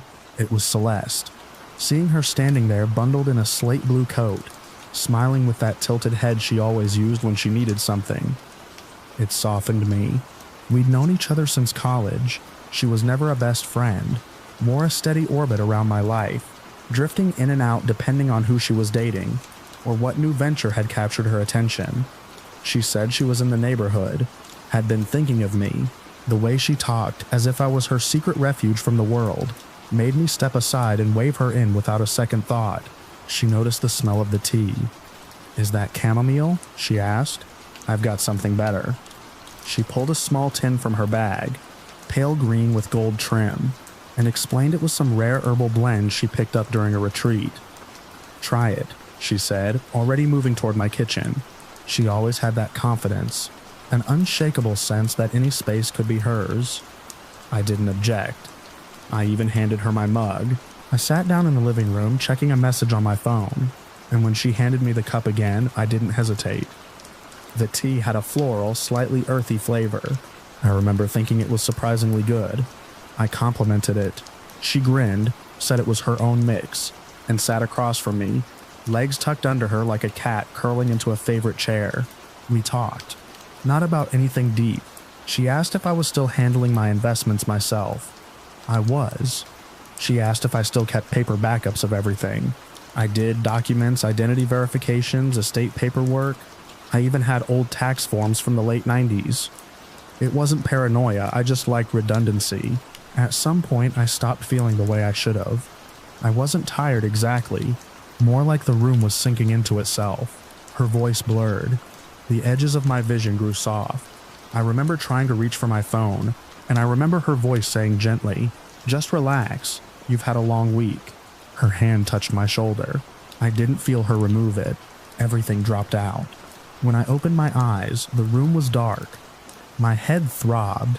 My mouth tasted metallic. The mug was on the table, empty. My phone was gone. So was Celeste. I stood up too fast and had to grip the back of the chair to keep steady. Every light in the house was off, except for the soft glow from the thermostat panel. I checked my desk. The cabinet I kept locked was ajar. That lock had never been forced. It wasn't broken. It had been opened. Inside, my passport was missing. So were several folders. including the one with banking credentials, investment summaries, notarized copies of my will, everything that would let someone pretend to be me, or at least make a compelling case. I tried to call the bank from my landline. I had to dig for the number because the list I kept in my desk was also gone. My voice cracked as I gave the rep my name and security word. She asked when I had moved funds earlier that evening. I hadn't. 2 wire transfers had been initiated from my primary account. One to an unfamiliar brokerage, another to a private account in Belize. The first rep put me on hold. A supervisor came on the line. She said the transfer had passed verification through a secure mobile app. She read back a device ID I didn't recognize. I told her to freeze everything. Within an hour, I was on the phone with fraud prevention. The rep, polite and stiff, said the transactions would be investigated, but there were unusual consistencies in the login and approval patterns. When I asked if someone had impersonated me at a branch, she hesitated. Eventually, she admitted a woman had come in earlier that afternoon with my ID. Her voice sounded like she was reading from a script when she said, "She was convincing." I didn't sleep that night. I sat on the edge of my bed, watching the glow of the street lamp fall across the floorboards like a spotlight. Every creak in the house, every passing car outside, made my stomach tighten. I thought about all the times Celeste had asked about my routines, how often I left the house, whether I still had that housekeeper. She'd laid the groundwork slowly, patiently. By the time I filed the police report, it was too late. She hadn't just taken documents. She'd taken jewelry, family heirlooms, even the box where I kept the pocket watch my grandfather had given me. The officer was polite, took my statement, and promised to forward it to the Financial Crimes Division. I could tell he'd seen this before. They found the rental car eventually. She'd used my ID to secure it, along with a temporary credit card issued by one of my accounts. It was parked 2 cities over, wiped clean. When the investigator from the bank called again, he explained that the impersonation had been low risk due to the level of verification she'd passed. The system, he said, is designed to assume trust. So was I. Weeks passed. I changed everything I could. Passwords, locks, routines. But I couldn't change the fact that someone I had welcomed, someone I had trusted with an open door and open hands, had hollowed me out from the inside. Sometimes late in the day, when the light starts to go soft, I find myself checking the windows more often. Not because I think she'll come back, but because I still don't understand how long she'd been preparing to do it.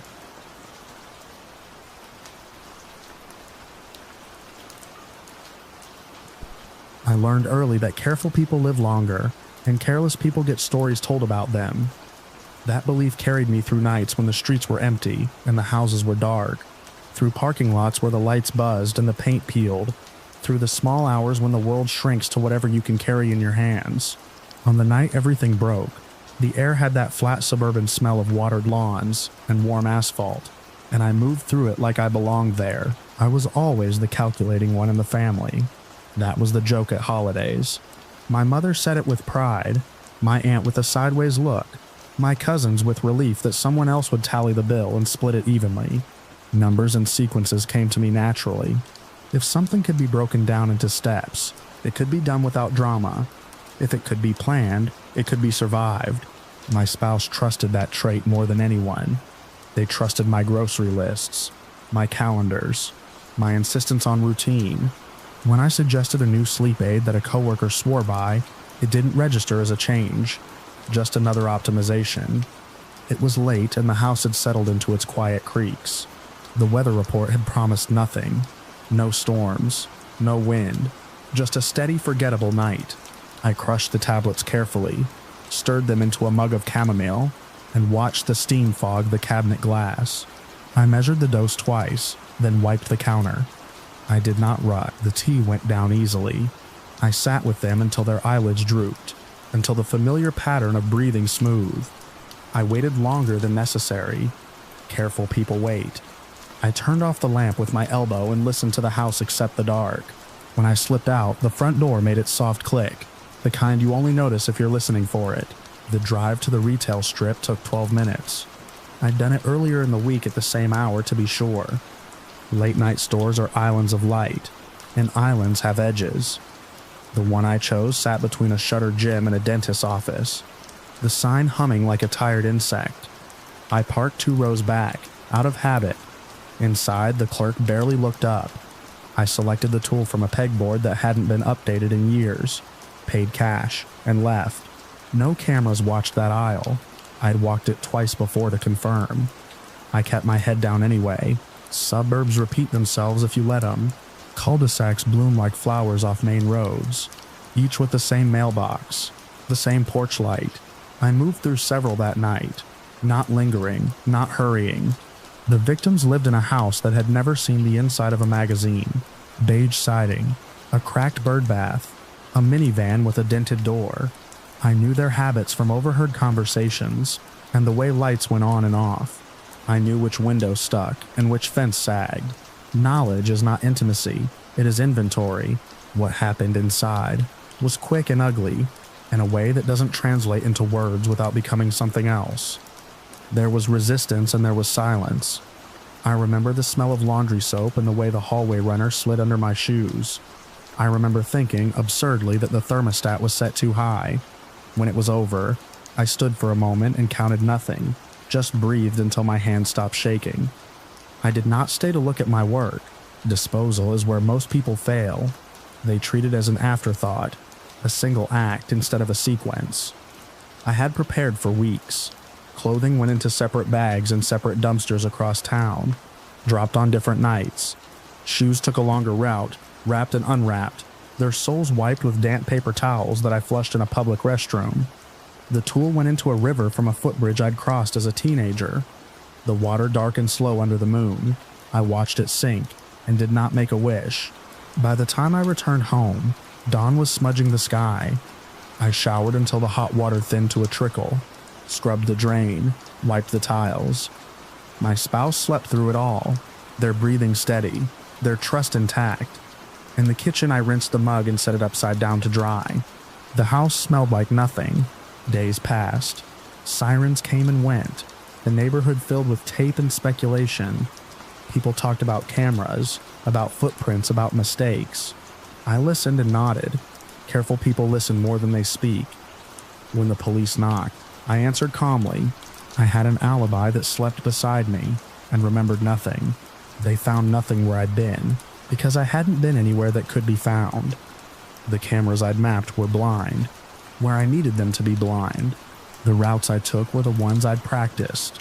For a while, I felt the quiet satisfaction of a solved equation. I went back to work. I made dinners. I slept. What undid me was not science. It was need.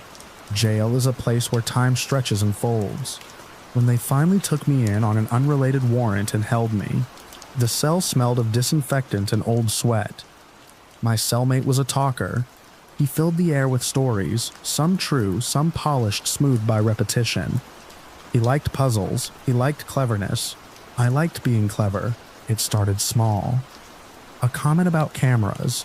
A laugh about how people assume every store watches every aisle.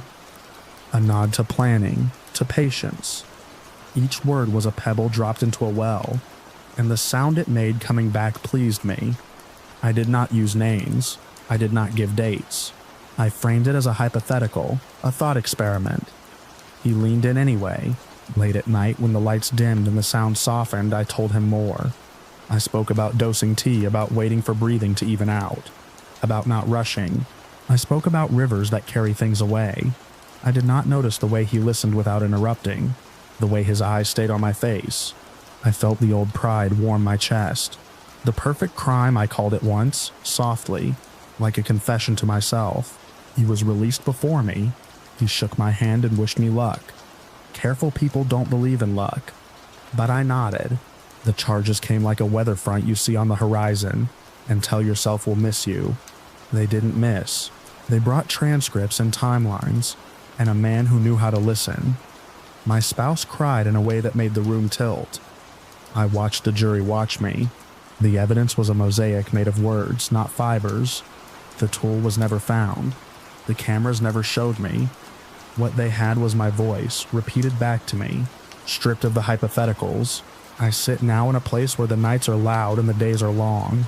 I still count steps when I walk the yard.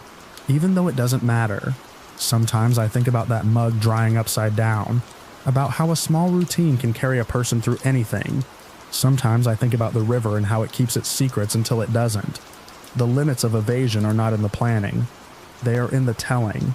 The lights go out at the same time every night, and the air smells like nothing, and I lie on my back and listen to breathing that isn't mine and wait for sleep to come.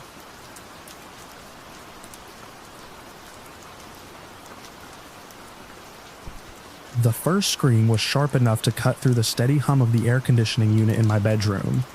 It jolted me upright in bed. Not a startled kind of upright, more like I was being tugged out of a daze. Heart pounding, ears tuning in like a dog catching the wrong tone. It was past midnight, a Thursday I think. I'd been up later than I should have, scrolling through videos with the volume low, when it came from the apartment next door. A second scream followed, then a crash. I paused the video, sat still. I remember thinking how thin the walls were, how even normal conversation could bleed through sometimes. There was no mistaking this. It wasn't a movie. It wasn't the TV. It was real, close and terrible. The voice, a woman's, had this rising, jagged edge. Then came a man's voice, lower, harder to hear, but you could feel the force behind it.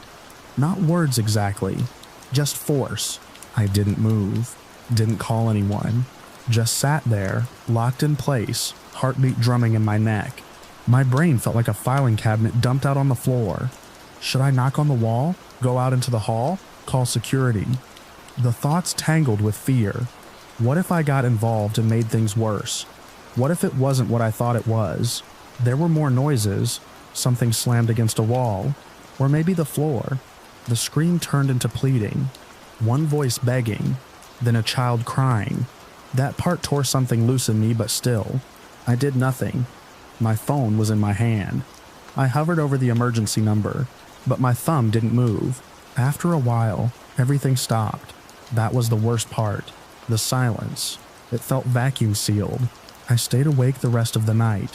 When morning came, I made coffee with shaking hands and turned the TV on louder than usual. When I passed the neighbor's door on the way to work, it was closed. Nothing looked out of place, no signs, no blood, no broken things. Just the quiet gray hallway, the same scuffed doormat, the same doorbell. I told myself maybe it was a fight that burned itself out. Maybe she was okay. Maybe the kid had just had a tantrum. You learn to feed yourself these little lies until they go down smooth. 3 days later, the building manager knocked on my door. She looked pale, like she hadn't slept, said the woman next door. Her name was Leah, hadn't shown up for work. Her mother had been trying to reach her. Police had done a welfare check and found her dead.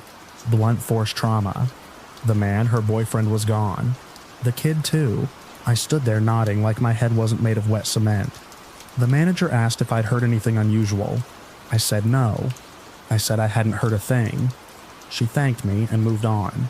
2 weeks passed. The unit was sealed off. News reports filtered through the building in whispers. Domestic dispute. Previous complaints. No charges. One neighbor claimed she heard something that night but thought it was the TV. Another said she slept through it entirely. No one mentioned what I heard.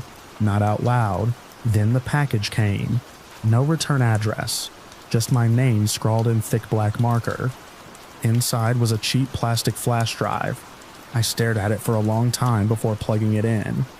There was one file, an audio recording. I didn't want to play it, but I did. The sound came through faint at first, muffled like recorded through a wall. But clear enough, a woman's voice. Leah's crying out for help. You could hear her pleading, words distorted by sobs. Please, he's going to kill me. Please, someone help. Then the sharp, panicked wail of a child, rising like steam in the background. A male voice barked something I couldn't make out, and then a loud thud, followed by silence. I shut the laptop and sat back. I could feel my heartbeat in my teeth. Someone had recorded it. Someone else had heard. And instead of doing anything that night, they waited, sent it after. Too late to save her. I didn't know if the family had gotten a copy. I didn't know who sent it. But a week later, the story was all over the local news. Leah's mother had received the recording too. She released it through her attorney, said she hoped it would shame anyone who had ignored her daughter's screams, that it would force someone, anyone, to come forward. The police reclassified the case. The boyfriend was named a primary suspect.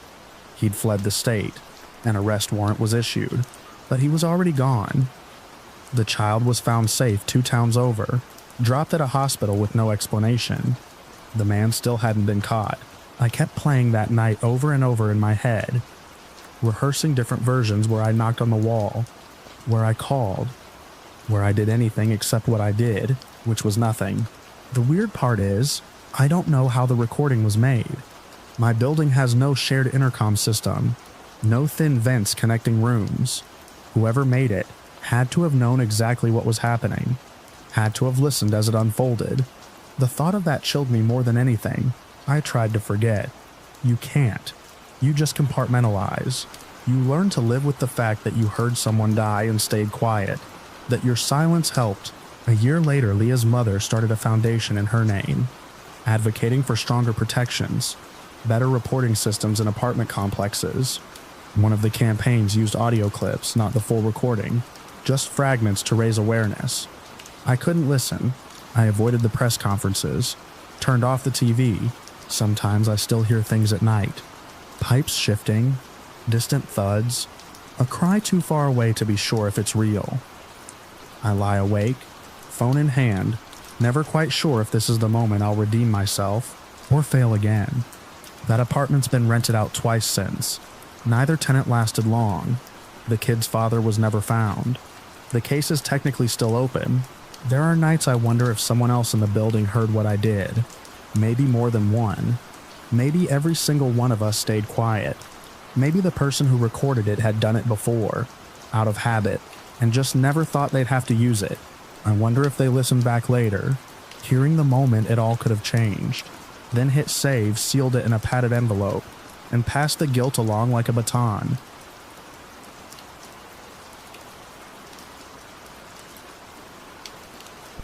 I didn't notice the missing person report when it first came in.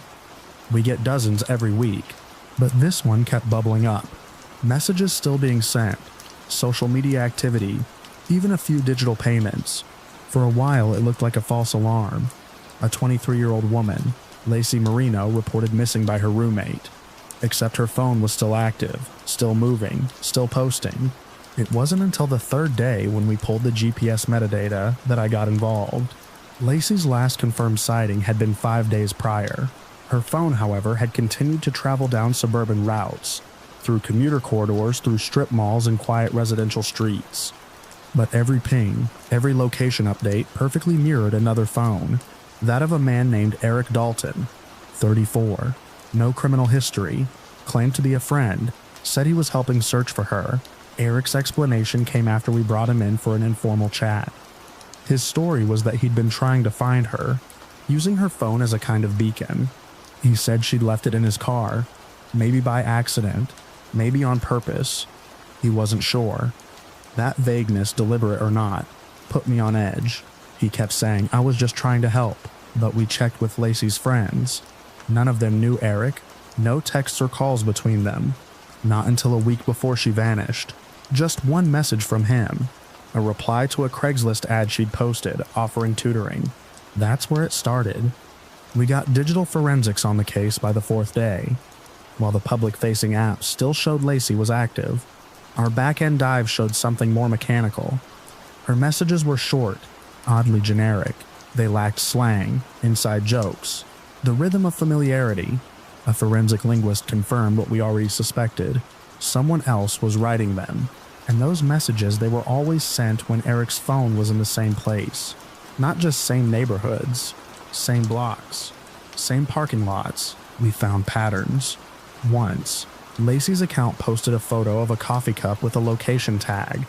The timestamp matched a spot in Midtown near a strip of boutique shops. The coffee place had a camera. We pulled the footage. Eric appeared alone. No sign of Lacey. He stared into the camera while holding 2 cups. After the 6th day, her bank card was used, just once at a gas station south of the city. The cashier remembered a man alone. Said he seemed nervous, kept glancing outside. That's when I asked for a warrant. We seized Eric's car. It was clean, too clean. Detailing receipts showed a deep scrub the morning after Lacey was last seen, but the wheel well had clumps of reddish dirt. We matched it to a construction site near a storm drain culvert. 2 towns over, that's where we found her phone. Cracked. Dead. Hidden beneath a pile of loose boards. Still no sign of Lacey herself. I returned to that site 3 times. No body. No physical evidence beyond the phone and a single silver earring buried nearby. It matched a photo her roommate had of her from 2 weeks prior. Eric's story began to change. Now he said she might have borrowed his car. He wasn't sure, maybe she dropped the phone while returning it. When we told him we had footage of his car outside the construction site, engine idling for nearly 10 minutes, he said he was lost. I've seen a lot of bad liars. Eric was worse than most. Not because he fumbled, because he didn't. Every pivot came just a little too late. Just a bit too tailored to the new evidence. He was waiting for us to reveal the next piece before adjusting. On day 9, the text stopped. Just don't silence. No more updates. No more posts. When we checked, Lacey's phone had been factory reset. No SIM. No activity since the night it was found. We asked Eric again, why reset her phone if you were just holding on to it? He said I thought maybe it had a virus or something. That didn't make sense, and he knew it. What broke the case wasn't Eric's answers. It was his trail. The GPS history on his own device was damning. Every movement matched hers, every ping, but more than that, his data showed pauses at places only Lacey would have known.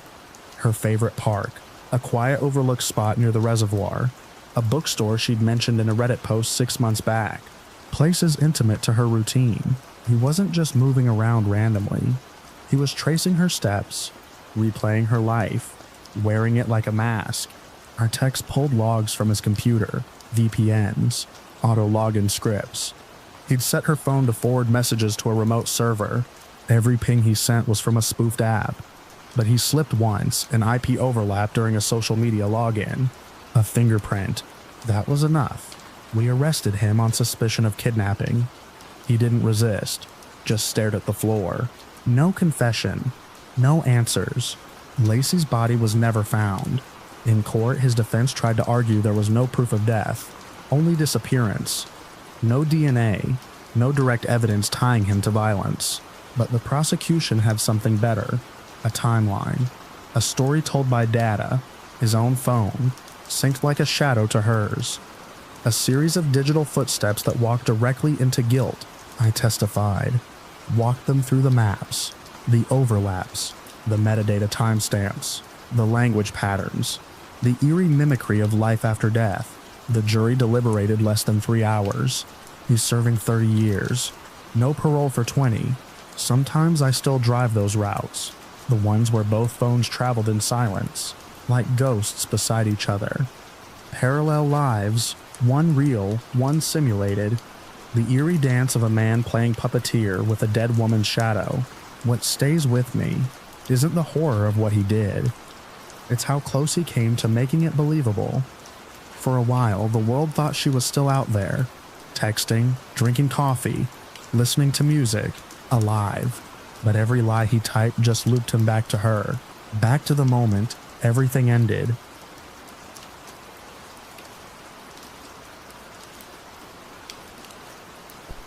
I wasn't even supposed to be on that stretch of road. The city had shuffled assignments around because Greg from drainage was out with a busted knee. That's how I ended up out past mile marker 14, where the asphalt thins into gravel and the land folds into itself. Dry gullies and scrub brush, half-choked drainage culverts nobody notices unless they're flooding. It was early fall. The sun was low but still sharp, throwing long shadows over the shoulder of the road.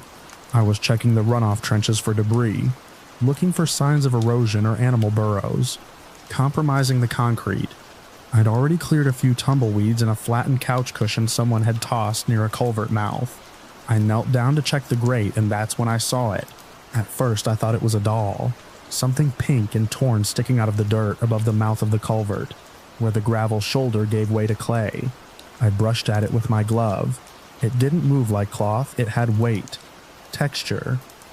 My stomach turned in that slow, irreversible way, like watching a glass fall from a shelf. It was a shoe, a small canvas sneaker, the kind with rubber toes, caked with dirt. The laces were still tied. I backed off and called it in. Dispatch asked if I was certain it wasn't just trash.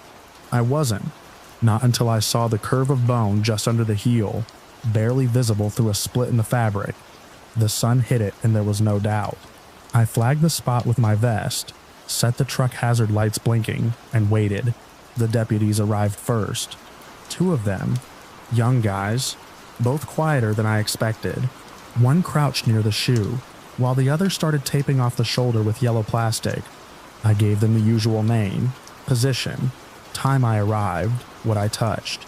Then they asked me to wait back near my truck. More cars came, a coroner's van, a plain SUV that turned out to be the forensic team. Someone from the sheriff's office, older, with a clipboard and that measured way of walking that tells you they've seen worse. They uncovered more over the next hour. Not dramatically, no shouting or sudden discoveries, just a slow, methodical peeling back of the dirt near the culvert, until a shape emerged. Not a full skeleton, not intact. Someone had tried to burn her. The earth was blackened in patches. The smell got worse the deeper they dug.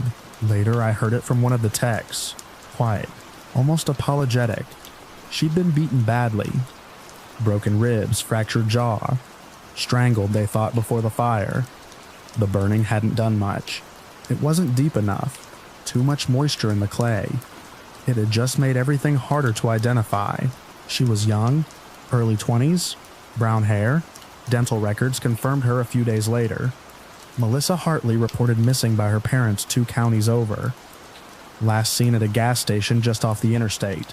No suspects, no clear reason. Her car had been found abandoned the day after she vanished, 100 miles south of where I found her. They asked me to come in again after the identification. Not because I was a suspect, more like a formality.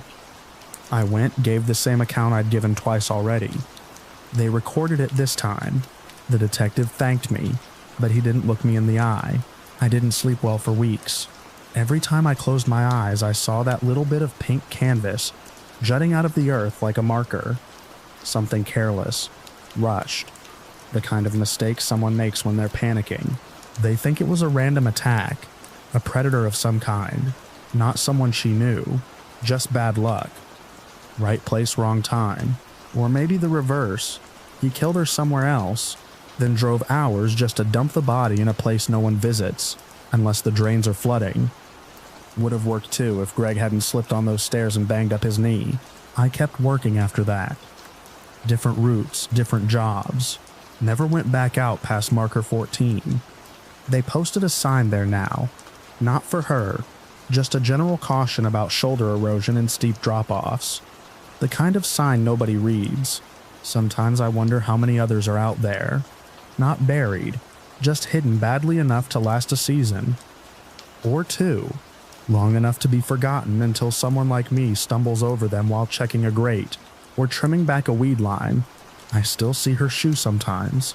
In my head, the dirt clinging to the stitching, the way it pointed up, as if she'd just stepped backwards and vanished into the earth.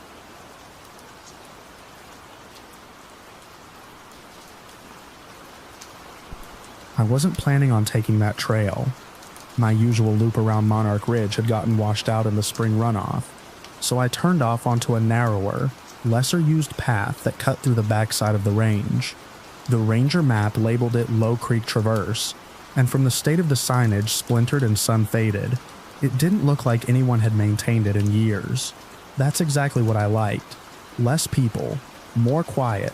It was a dry, clear morning, the kind of morning where the air still holds the night chill, but the sun makes promises. I hiked alone as I usually did with a small pack, water, and my GPS watch. I remember the pine needles underfoot were crisp, not damp, and the only sounds were birdsong and the occasional snap of a branch in the wind. A good day, the trail wound through a thinning tree line before hugging the base of a granite bluff. That's where I saw it. At first I didn't realize what I was looking at, just a patch of disturbed earth off to the side of the path. maybe 10 feet downslope. It looked like an animal had been digging, but then I noticed something sticking out of the dirt. It was a shoe, a single worn hiking boot, scuffed and faded. It protruded at an angle, toe up, just enough to be noticeable if you were looking down the slope. I stood there a moment, staring, trying to convince myself it was nothing. A lost boot. Maybe someone had ditched it. But the way the earth was turned over, the way the boot didn't sit on top but came from underneath, I made my way down slowly, careful not to slip. As I got closer, the soil around the boot looked looser, drier. I knelt and brushed some of it away. There was something beneath it. Fabric. I didn't dig further. I just backed away, heart starting to thump in that slow, deep way that you don't immediately feel in your chest, but in your arms and hands. I pulled my phone from the side pocket of my pack, hoping for a signal. Nothing. It took me 40 minutes to hike back to the ranger station. I told the woman at the desk what I found. She blinked a few times, then called someone on the radio. The rest of that day moved in a way that didn't quite feel real. A deputy interviewed me while 2 others loaded gear. I pointed out the trail on their map. They didn't ask a lot of questions. The next morning, they called me back. They said the site had been confirmed as a shallow grave. Human remains. They didn't give details. 2 days later, a name came up on the local news. Hannah Kressler, missing since last September. 28 years old. Last seen near the trailhead of Monarch Ridge. Her photo was the kind that catches you off guard. She was smiling, holding up a fish she'd caught. I recognized the backdrop. It was Lake Heron, not far from where I usually camp. That meant she knew the area. That meant she'd probably felt as confident out there as I did. The police didn't say much after that, just that they were investigating and thanked the public for tips. But the tone of their update shifted, less hopeful, more procedural. Then a month later, they made an arrest. His name was Carter Dean, a loner. Lived out of a converted van that he moved between trailheads and Forest Service pullouts. No fixed address. What they found in his van wasn't all made public, but enough leaked to paint a picture. Photos, GPS pins, items that had belonged to people who were no longer accounted for. He hadn't known any of them, not personally. They were just out there. Alone. That was the part that stayed with me. Not the grave, not the shoe, not even the way the earth had slumped in on itself, just enough for me to notice. It was the randomness. No pattern, no vendetta, just a stranger choosing other strangers. They eventually linked Carter Dean to at least 3 other disappearances stretching back 5 years.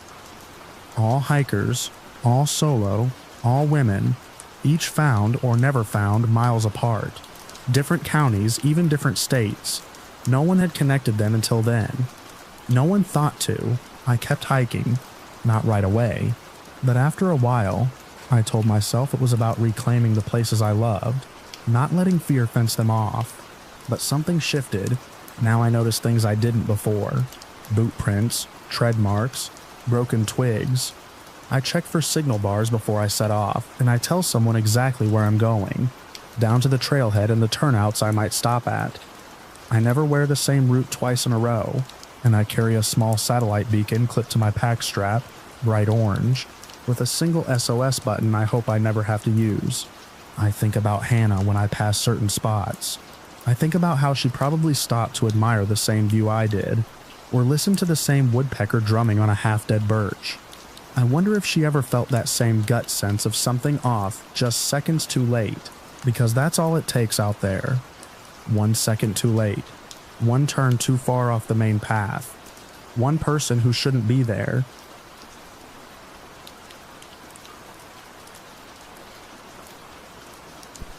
I got off the bus at the usual spot, corner of 8th and Lavender, about 3 blocks from my apartment. It was just after 7 p.m. Winter made the sky darker earlier, and the air had that sharp bite that seeps through even a thick coat. I remember fumbling with my gloves, trying to slip them on without dropping the paper bag of groceries I'd picked up after work. I saw him across the street. He didn't look unusual. Not dirty, not wild-eyed, just plain. Average height, jeans, dark hoodie, white sneakers. He stood under the amber wash of the streetlight and looked like he was waiting for someone. I didn't think much of it. I had my own routine. I walked the same route home every weekday. He didn't follow right away, or maybe he did, and I just didn't notice until the second block, when I turned down my street and heard the scrape of a shoe behind me. Not close, just there. I glanced back. Same man, still not rushing, still not speaking, just walking, maybe 5 paces behind. I told myself I was being paranoid. I passed by old Mrs. Dorsey's porch and waved, even though she wasn't out. Habit. The man was still behind me. I reached into my coat pocket and felt for my keys. My building was on the corner. 4 floors, built in the 60s with worn brick and a buzzer system that only worked when it wanted to. My apartment was on the 2nd floor, Unit 204, just above the entryway. I didn't turn around again. I went up the steps to the main door and punched a code. 3795. The lock buzzed. I opened it, stepped in, and didn't look back. The door clicked shut behind me. The hallway smelled like old carpet, and whatever someone was cooking on the 3rd floor. My boots squeaked on the linoleum. I took the stairs quickly and didn't feel safe until I was inside. Deadbolt slid across, chain locked. I set the groceries down. 2 apples rolled out onto the counter. I left them, went to the window by the kitchen sink, and lifted the edge of the blind. He was there, standing across the street, looking at the building, still not moving. I turned off the kitchen light and watched from the shadow. A car passed. He didn't flinch, no phone, no smoke, no pacing, just standing. 10 minutes passed, then 15. Finally, he walked off, down the block. Not hurried, but not slow either. Just gone. I should have called someone, the police, maybe. But what would I say? A man looked at my apartment too long. I texted my friend Marla instead, told her something weird had happened but that I was okay. She sent a long string of worried messages. I promised I'd double-check my locks. I made tea, took a long shower, checked every window, every door.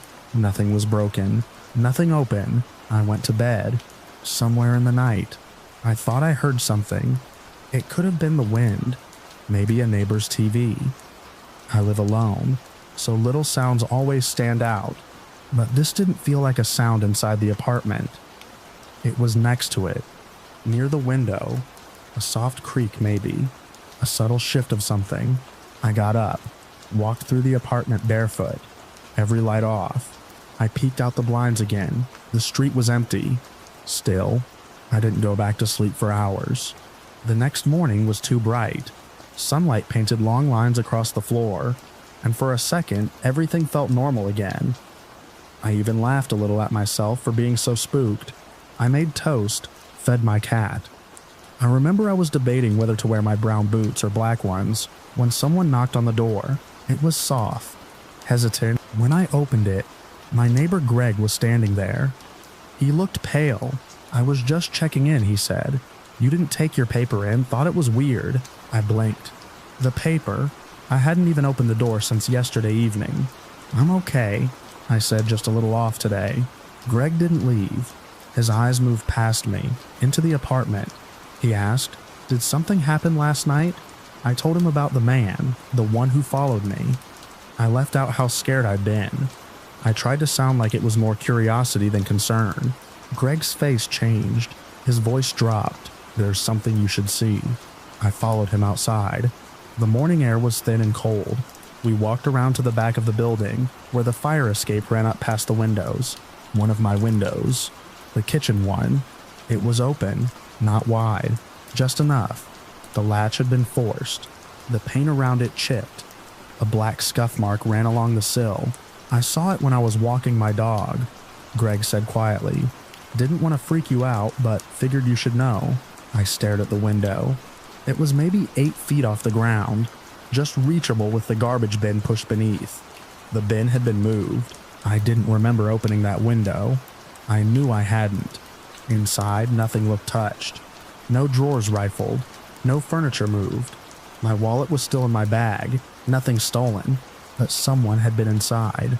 The police came later, took a report, walked the building, asked me if I had any enemies, if I was seeing someone, if there was anyone who might want to scare me. I mentioned the man, gave the best description I could. They asked about my ex-husband.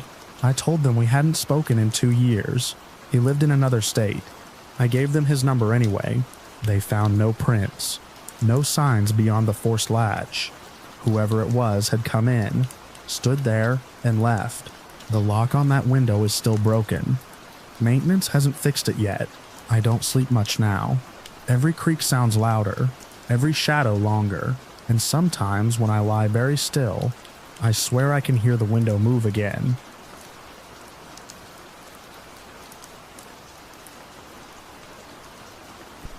I was already awake when the call went out, pacing the kitchen with the lights off, listening to the refrigerator cycle on and off like a tired animal. It was early morning, that dead hour when the farm settles into itself and even the insects seem to pause. I remember looking at the clock above the sink and seeing 3:30 glowing back at me, and thinking how strange it was that I felt relieved to finally have a time for what I'd been waiting to do. The house I was standing in wasn't the one everyone thinks of when they hear farm. It was a squat, weather-beaten place at the end of a gravel road, surrounded by fields that had gone to seed years earlier. The nearest neighbor was far enough away that you could fire a rifle and no one would come running. That isolation had always been part of the appeal for my parents. They said it was peace. I'd learned to hear it as distance. I stepped out onto the porch to make the call. The air smelled of damp soil and old hay, and a low fog hung over the fields like a held breath.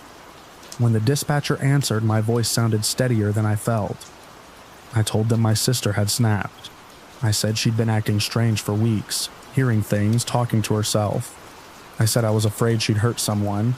I said I was outside the house now and didn't feel safe going back in. The dispatcher asked where everyone else was. I said I didn't know. I said I'd run when I heard the shots. That part was true enough. They told me to stay where I was and keep my hands visible when officers arrived. I hung up and sat on the porch steps. The wood cold through my jeans. I could hear the faint echo of sirens long before they crested the hill, and for a moment I let myself imagine a different version of the morning, one where I'd driven away and never looked back. The first cruiser rolled in just after 4, headlights cutting through the fog. The officers took their time, voices low, hands resting near their holsters. I repeated my story. I pointed at the house and said she was still inside. I told them about her history, about the hospital stays, about the arguments over money that had been getting worse since my father's health declined. I made sure to sound scared. That wasn't hard. They set a perimeter and told me to stay put. More units arrived. A supervisor, someone from the county. They tried calling into the house, loudspeaker crackling, but there was no response. The windows were dark. The farmhouse had a way of absorbing light, of turning itself into a silhouette against the fields. Hours passed like that, the sky lightening inch by inch, the fog thinning. I sat wrapped in a borrowed blanket, watched by an officer who didn't say much. I kept my eyes on the barn, on the way the sun caught the rusted roof, because I couldn't bring myself to look at the house for too long. Every time I did, I saw flashes of the night replaying, the way it always does when you're trying not to remember something. I'd been adopted into that family when I was 8. They told me I was lucky, that I'd been chosen. I learned early that choice came with conditions.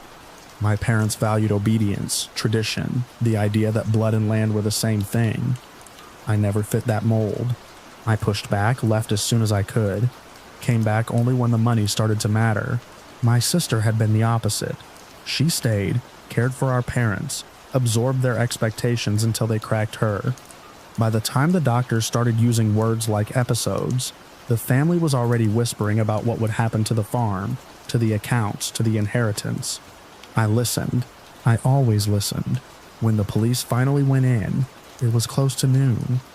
They'd waited hours trying to avoid a confrontation that never came. I wasn't allowed to watch, but I heard the radio traffic change, the clipped tones turning urgent. An officer stepped away and retched in the grass. Another wouldn't meet my eyes. They found my parents first, then my brother, then his wife, then their oldest kid, home from college for the weekend. 5 bodies in all, spread through the house in a way that told a story no one wanted to hear. Gunshot wounds, Close range. No sign of forced entry. They brought me in for questioning that afternoon. I sat in a small room that smelled like disinfectant and stale coffee, hands folded on the table, and answered everything they asked. I told them about the gun cabinet. I told them about my sister's temper, her breakdowns, the way she'd talked about voices telling her what to do. I told them I'd tried to help her, that I loved her despite everything. They nodded, took notes, asked me to repeat things. They asked why I'd been at the house so late. I said I'd come to check on my parents. They asked why my sister wasn't answering her phone. I said she'd been unpredictable lately. They asked where she was now. I said I didn't know. That was the first crack. They'd searched the property. There was no sign of her. No footprints leading into the fields. No car missing. Just the house and me, sitting outside when they arrived. The next day, they asked me to walk them through the timeline again. Small details changed when I spoke them out loud. I caught myself correcting things I hadn't said wrong the first time. An officer with tired eyes asked me why my clothes were clean if I'd run through the yard in the dark. Another asked why my phone showed activity after the time I claimed to have fled. I told them stress does strange things to memory. I told them I'd wiped my phone without thinking. I told them I was adopted, that I'd always been treated differently, that maybe they were projecting their suspicions because I didn't belong. They let me go again. For a while, the house became a crime scene. Yellow tape fluttered in the breeze like a warning flag. The farm was quiet in a way that felt staged, like a set after the actors had left. I drove past once, slow, just to see it in daylight.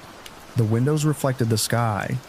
You couldn't tell what had happened inside. People talked, in a place that small they always do. They said my sister had finally gone too far.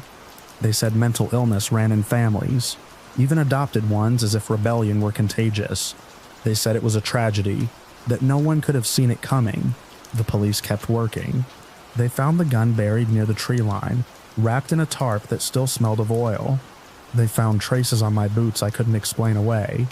They found that the will had been changed recently, my name added in a way that made the inheritance dispute less theoretical. When they came back for me, it was early again. The same hour, different light. I watched their headlights approach from my apartment window and felt that strange relief all over again. This time, I didn't sit on the porch. In the end, there was no dramatic confession, no moment where everything snapped into focus. Just a slow accumulation of facts, objective and heavy, until the story I'd told couldn't carry them anymore. They never did find my sister. Officially, her fate remains unknown, a question mark at the edge of the report. Sometimes when I think about that morning, I still hear the quiet before the sirens, the way the fog held the fields in place. I remember how easy it was to point at someone else's history and let it do the work for me. I remember sitting outside the house, hands visible, waiting to be seen, and wondering if anyone would ever look closely enough to notice what was missing.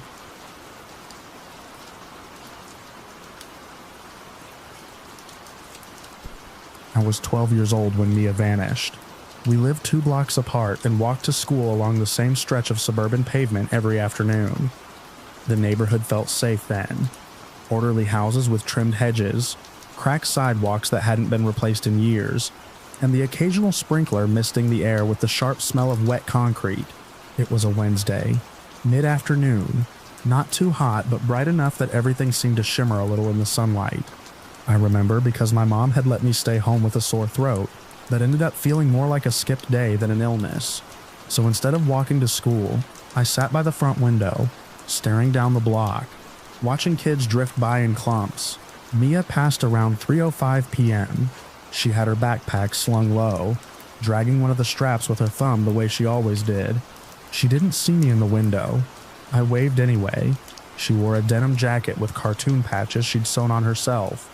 Frogs, stars, little yellow cat. I looked away for just a second. When I glanced back, she was gone. Not just farther down the block. Gone? It wasn't until dinner that I heard something might be wrong. My mom got a phone call. She frowned, thanked whoever it was and hung up, then asked me if I'd seen Mia that day. I told her I had. She pressed for details more than I was used to, then pulled out the phone again. By dusk, police were at Mia's house. I watched from across the street with a knot in my stomach. Flashlights scanned her front yard, and officers knocked on doors in both directions. When they reached ours, I answered their questions, feeling important and frightened at the same time. I told them about seeing her at 305, about the jacket, the dragging strap, the exact direction she'd walked. Later, I learned a neighbor 2 blocks over had seen her too. Not walking, standing by the curb near a turquoise car that didn't belong to anyone nearby. A man sat behind the wheel. The neighbor didn't see her get in, just that she was talking to him, and then she wasn't there anymore. That detail, the turquoise car spread fast, but it didn't lead anywhere. They searched the woods behind the park, the abandoned storage units by the old rail line, even drained a retention pond near the highway. Nothing. Mia was just gone. For weeks, her parents kept a light on in the window and a pair of shoes by the door, the ones she wore to church. School went on, but the air in the halls felt thinner. Her locker stayed untouched. I passed it every day. I stopped waving to people in windows. Years slid by. The flyers disappeared. The hotline shut down. Other stories took over, but her name stuck with me like a splinter under the skin. I didn't forget. None of us did. Then, 3 decades later, I got a call. Not from the police. Those calls went to Mia's parents. But I was listed as a witness, one of the few. The investigator introduced herself in clipped tones, said they were reopening the case. Something about new forensic techniques, though she didn't get into it much. She just asked if I remembered the day. I said I did. She thanked me and hung up. 2 months passed before the news broke. They'd identified the man who drove the turquoise car. He was dead now, died in 2003 of a heart attack in another state. But they had a name, an address, and somehow DNA.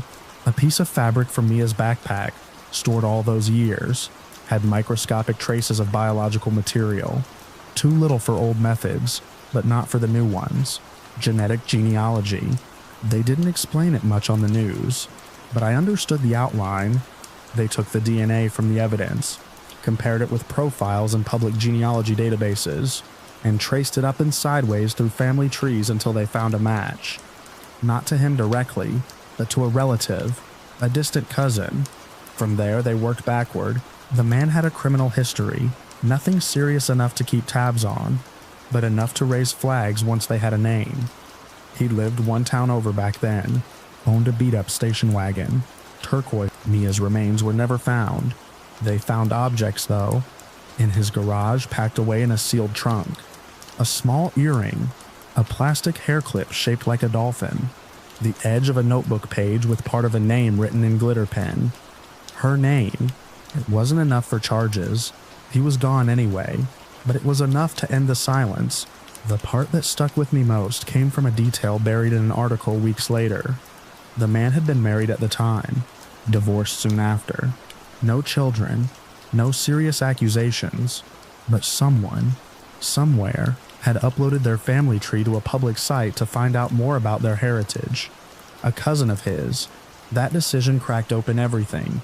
I sometimes wonder if they know, if they ever realized their uploaded DNA map drew a line back to a child who disappeared in daylight, just blocks from my front door. Mia would have been in her 40s now. I try not to think about what she missed. Graduations, first loves, bad jobs, good days. But I do think about how she disappeared.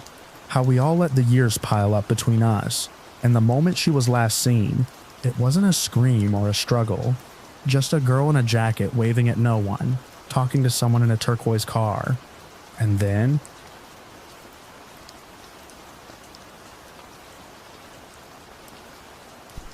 the smoke was the first thing I noticed. Thin at first, it curled up past the fence like steam from a tea kettle. But the scent was wrong. Not wood, not paper, something sharper. Synthetic. It was around 9 a.m., clear skies, the kind of day that should have smelled like car exhaust and old coffee. I was 2 doors down, double-checking evidence on a prior burglary when I caught the plume drifting east. I didn't go over right away. I'd been on edge around that address for months. The reports weren't consistent. Noise complaints, a few anonymous welfare checks, but the tenants were always gone when patrol arrived. Neighbors said the guy was paranoid about people snooping, worked night shifts, came home twitchy. The girl, maybe mid-20s, hadn't been seen out in a week. Last anyone heard, she'd been looking for a way out. I waited until noon before I approached. The smoke had thinned by then, mostly dissipated. From the alley behind the building, I caught a glimpse of the backyard through the slats of the wooden fence. A trash can lid leaned off to one side, and next to it a blackened patch of dirt smoldered faintly, ringed by stones like a makeshift fire pit. The grass around it was scorched. That wasn't how tenants disposed of garbage here. City code didn't even allow open flames without a permit. I snapped a photo and logged the time, unsure if it was anything. Then I walked away. 2 days later, I was assigned to the incident. It started with a report from Public Works. Drainage maintenance. A crew unsealed one of the storm grates along the service corridor that ran behind the rental block. They were supposed to clean out seasonal debris, leaves, trash, runoff grit, but found a heavy plastic package lodged deeper in the culvert. The outer layer was contractor-grade polyethylene sheeting, wrapped tight with duct tape. Water had started to seep in around the folds, bloating the shape. One of the workers said he smelled something off. Sweet, metallic. They called it in. I was first on the scene. I had to crawl partially into the tunnel to confirm it. I remember the feeling of the wet concrete pressing into my knees, the air dense with mildew and something else. Not fresh death. Not yet. Just wrong. When we got it open, the internal heat had preserved enough of the remains to identify human. Female. Dental confirmed what we already suspected. It was her, the girl from the apartment, inside the unit. Her name was still on the lease. Clothes in the drawers, journals under the mattress. Her phone was gone. No signs of a break-in. The front room had a broken lamp base shattered, cord split like it had been yanked sideways, but no signs of forced entry or ransacking. Just enough mess to suggest a fight or a clumsy cleanup. Her boyfriend, common-law husband, really, was gone. It was his neighbor who came forward first. She didn't want to speak on record, but she gave me the audio. She'd started recording arguments months earlier. Said she was scared to call the police too often. Thought it might make things worse. That week, she'd heard them fighting late into the night. Screaming. Something heavy fell, then a sound she described only as wet.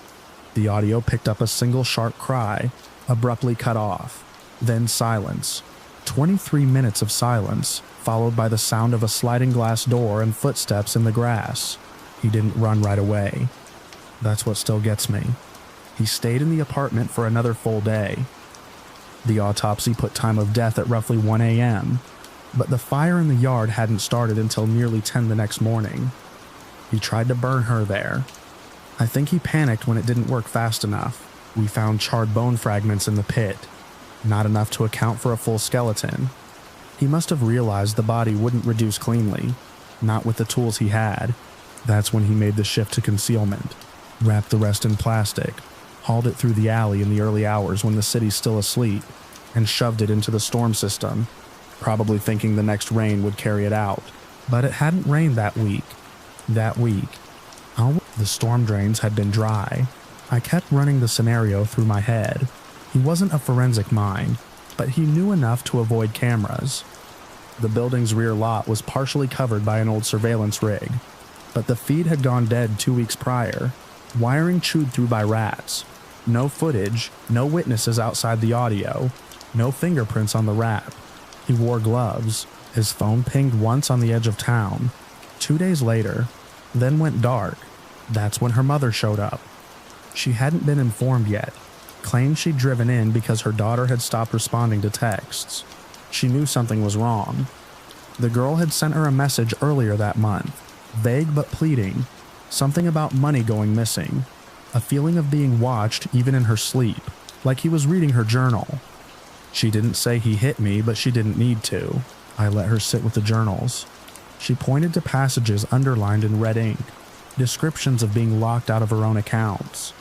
One entry detailed a morning where she woke up with bruises she couldn't remember getting, and he'd told her she'd fallen in the shower.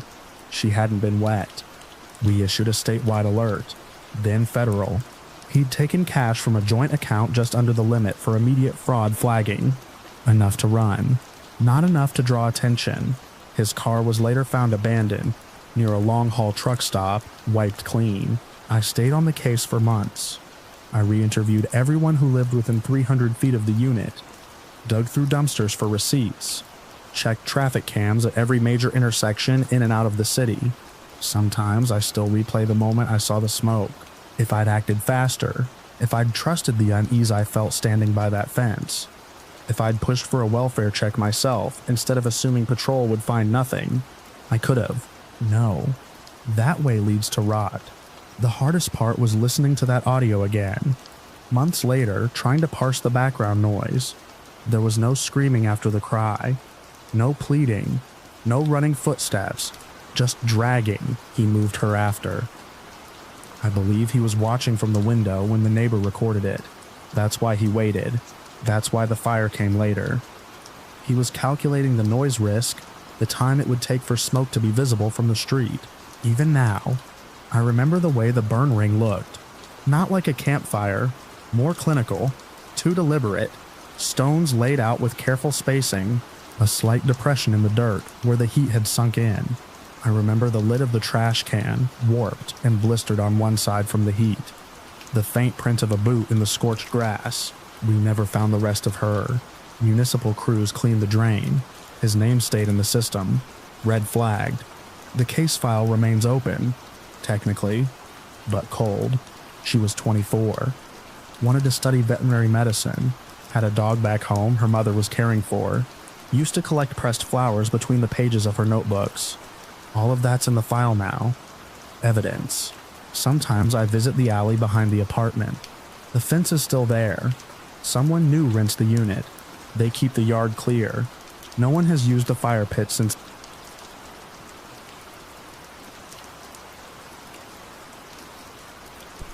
I was washing a mug at the sink when the phone rang, the ceramic clicking against steel.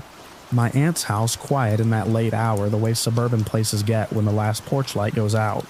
The call lit up the counter and stayed there, buzzing against the laminate, and I remember thinking it was too late for anyone who knew us to be calling. I dried my hands, reached for it, and in that moment nothing had happened yet. Not in the way it would soon be said to have already happened.